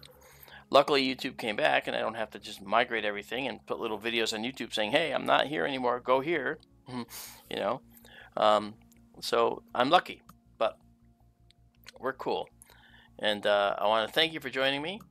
And Amanda, I want to thank you for joining us. And I'm happy that you got the message finally that I was going to be doing a stream. It was last minute. That's my fault. But thank you for coming on board. If I had been down earlier, it wouldn't have been a problem. I happened to be away from the computer for that hour or so, and figures the one time you actually need me is the one time I'm nowhere to be found. But that's okay. Hopefully I didn't miss too much and didn't derail us too much. But I think we got a nice mixture of viewing objects, and we got a few requests in, and everyone was pleased and appreciates all your answers and how you explain it, so we can actually wrap our head around it, especially if this might be the first time we're hearing some of these concepts. So I think aside from the part I missed, I don't know what all happened there, but yeah.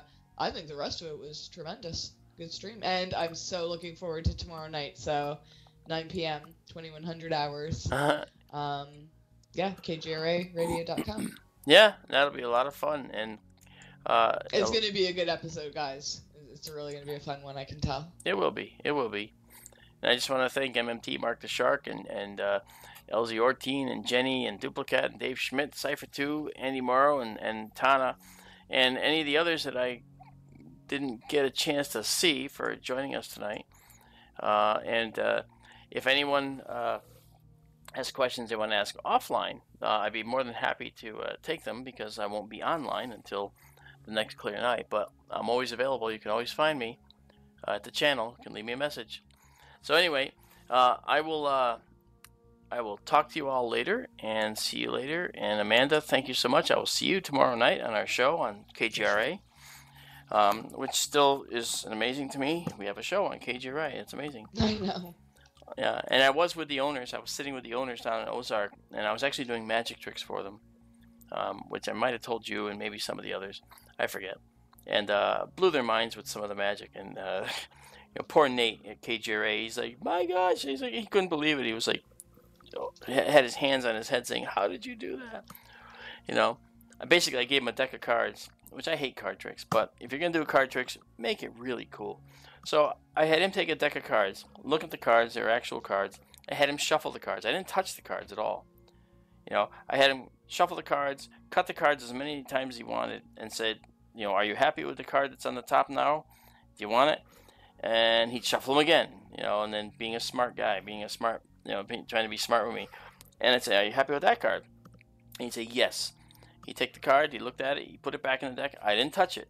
He shuffles the deck. Then I started asking him some questions.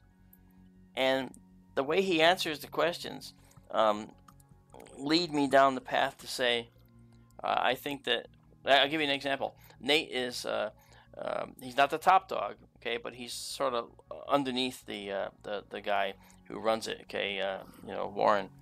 And so I said, how would you rank yourself in KGRA, your rank of where you are in the hierarchy? And he says, oh, I'm at the bottom of the I'm at the bottom of the pole there. He goes, and then somebody else said, no, you're about halfway. And he goes, no, just maybe, okay, just under halfway.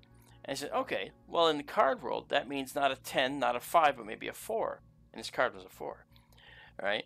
And I said, so that's pretty good. And then, of course, I got the suit by another means. Now, Warren, the owner of the station, he picked a card, and I asked him a question, and, it's just so prophetic the way it comes out. I said, you're the top dog at KGRA, Warren. You own the station, right? And he goes, yeah. You're the king, man, of this really elite club. He had picked the king of clubs. Mm-hmm. Okay? And then this other girl that was there, AJ, wonderful, wonderful person, she picks a card. And I say to her, I go, you're a very thoughtful person. I know you have a lot of heart. And now her eyes were like bugging a little bit. And I said, you know something? You're very independent too. I think that you are very self-directed. You do what you want, and you know what you want to do. It's almost like you're the leader or the queen. And that's like blew her away. It was a Queen of Hearts. So you see, it was a really interesting little magic trick that works every time. And, I did that. I did it several times to all these folks, and they're all like, what the heck? My mind, something's wrong with my mind, that kind of thing. It's just conjuring. It's just a little trick, but still, it's a lot of fun. So I was doing that for them and talking about things. I also asked them how the ratings work, by the way, to all you who are listening, how the ratings work with, the TalkStream Live. And they're very aware that our ratings are very high. And I don't know why, but I'm just happy. The show before us goes down to, I don't know, like a 15 or whatever. But then we come on and we go to 2 and 3, consistently. And then afterwards it goes down to like 17. And this is consistent every week. Whenever our show, SkyTour Radio, comes on, for some reason, the ranking just goes right through the roof. Now, I thought that maybe that's because it's a paranormal radio station, but I believe that people want science. They want to learn what's going on out there, and they want to know they want to have a solid justification for what they think might be happening. And isn't that just what we offer, Amanda? We offer factual data that tells people why it's okay to believe that extraterrestrial life exists and might even be here. Why it's okay to look at astronomy and astrophysics for the answer to what else there might be out there. You know what I mean? I agree, and apparently it's what the people want because their votes are reflecting. That's all there is to it. I mean, yeah. No one's glitching it out just to make us feel better or anything. The people show up consistently every week, and they bring these great questions. They do. Yeah. They chat amongst themselves, and it's incredible. So, I mean, it takes 2 seconds to vote, and people are actually taking the time to do it. So, a big, huge thank you. Your voices are being heard, and so appreciated. The continued love and support is always so appreciated. I know, and we could never do any of this without the support of all of you guys. So, from me to you, from Amanda to you, I'm sure we thank you. And we will continue. I will continue to freeze my butt off for you guys. I will continue to upgrade the instrumentation as I go along here, because I think that only the best will suffice. And I will endeavor to bring this entire contraption to Arizona. Probably it's going to be about 2 years. And then I'll migrate it all out there, and then be able to use it out there to provide a nightly, probably. Almost every night. There's 300 clear nights a year out there, where I'm going anyway. And I'm outside of the any light pollution zone out there. And so that area that I'm in will be an area where simply put, if you don't have any lights on, you simply cannot see. It's that's what you want, you know. That's what you want. A red light, a dim red light in the dome would be like a spotlight, you know, it'd be so bright to your eyes. Anyway, so okay, you guys, thanks again, and we're gonna call it for tonight. But I want to thank you for coming. Thanks a lot, and Amanda, thank you very much for joining. I'm glad you got the message to join us. And definitely. Yeah. And hope to see you guys all tomorrow night. Right, and we'll hear from them, I'm sure. So, folks, we'll see you later. And this has to be a record breaker for saying goodnight, because it went on for what, like 15 minutes. I gave up like an hour ago. Well, there was a lot of stuff we had to mention anyway. But thank you all. It was worth it. Yeah, it was. Thank you all, and we'll see you again later on SkyTour Livestream. Thanks for watching, and keep looking up.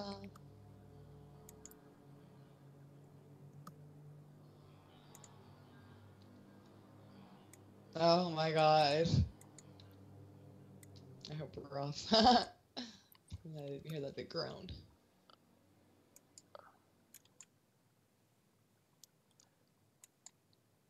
That's funny. That's funny. Well, the fact that we're still on and you didn't know it.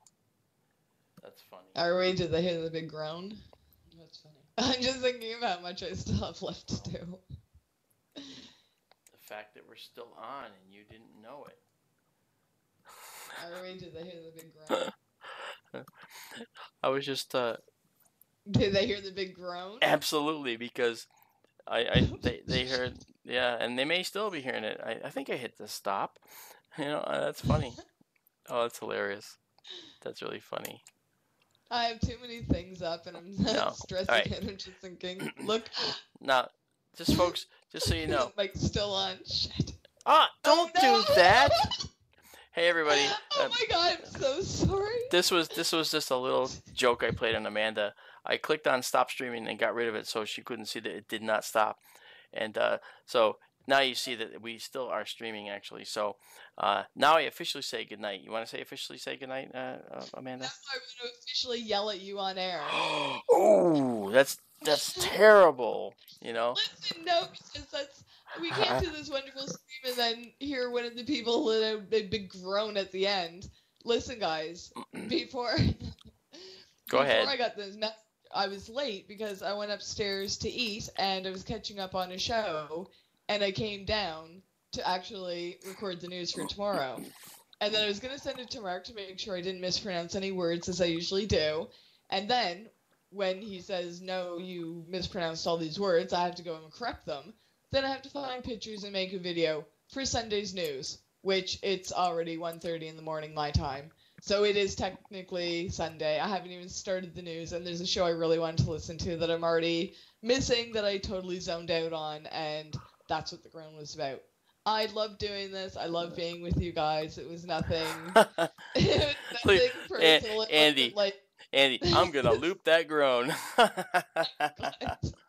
Hey, it wasn't anything like it that's was hilarious. Too long or it wasn't fun or anything. It's just now that this is over, I have so much more work to do. You know, so I'm glad I slept yesterday. I did mention that earlier, but yeah, the groan. Oh, how professional. Oh no. Actually, I thought it was actually it was cute because I don't blame you because you actually do burn the candle at both ends a lot of time. What if I started dropping F-bombs? You don't know how stressed out I am. I don't, but I know that you wouldn't. You don't drop F-bombs. Been chat again, you know, like. But you don't typically drop F. I took a chance. Ooh, you were lucky. Yeah, I was.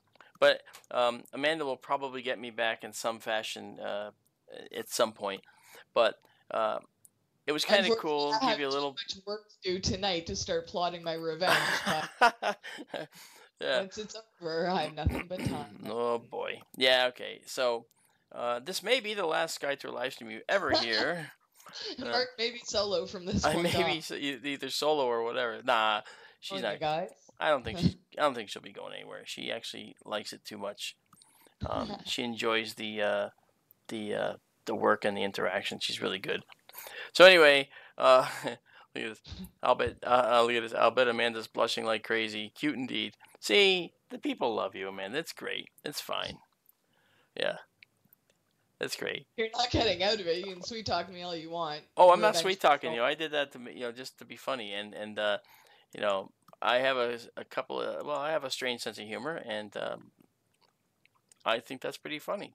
Maybe in the future, you can get back at me, but not on an official work thing. That's a joke, because I just did it to you. All right. Okay, folks, now I'm really going to stop streaming and say goodnight, but I thought that would be just a little cute thing to do at the end here. And I did get rid of the stream, so Amanda couldn't see it right away. But okay, I'm going to be perfectly honest, though, and fair. Oh, my gosh. I did click stop streaming. I really did click it, but the mouse I'm using has to be replaced. So the click didn't take. All right?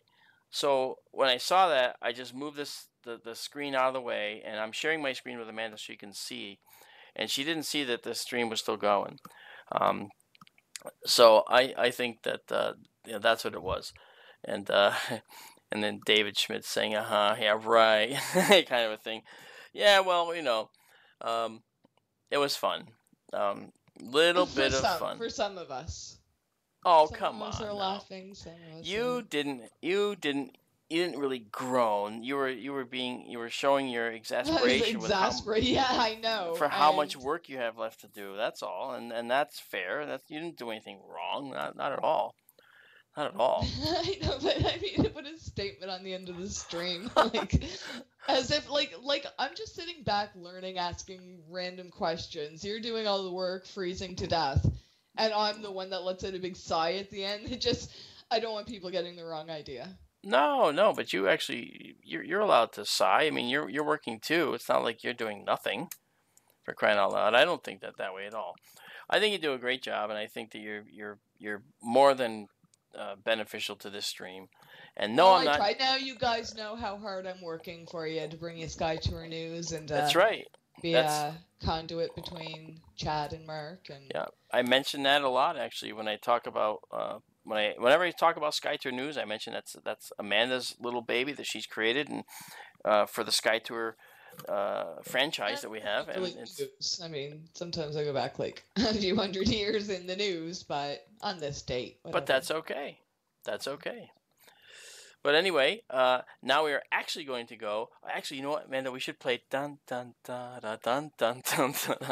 Dun. Did you see? David Schmidt just said, "Forget Spanish flag." Yeah. What do you know? No. I'm not going to do that to Amanda. I think it was enough to just do this little thing to her. I'm not going to put together. This has been quite a night. I even sang on air. You did indeed. You did, and that's going to be forever immortalized in this stream. So the groan was probably more melodic. But the groan was clearly because you had a lot still left to do. It's not because you didn't like what you were doing. You can clearly see that you do like what you're doing. And shameless plug, actually, I'll get it right now. Richard C. Hoagland and Howard Hughes from the UK are doing a tribute on Art Bell, and we've missed the first half hour, but anyone that wants to tune in, I'm throwing the link in chat. Excellent. There you go. And it's The Other Side of Midnight with Richard C. Hoagland and Howard Hughes. They're both I'm on the other side of midnight too, aren't I? And you're farther on the other side of midnight than I am. I'm early Sunday morning. By an hour, yeah. Well, anyway. I still have so much to do. What are we doing? Do we even have anything on screen?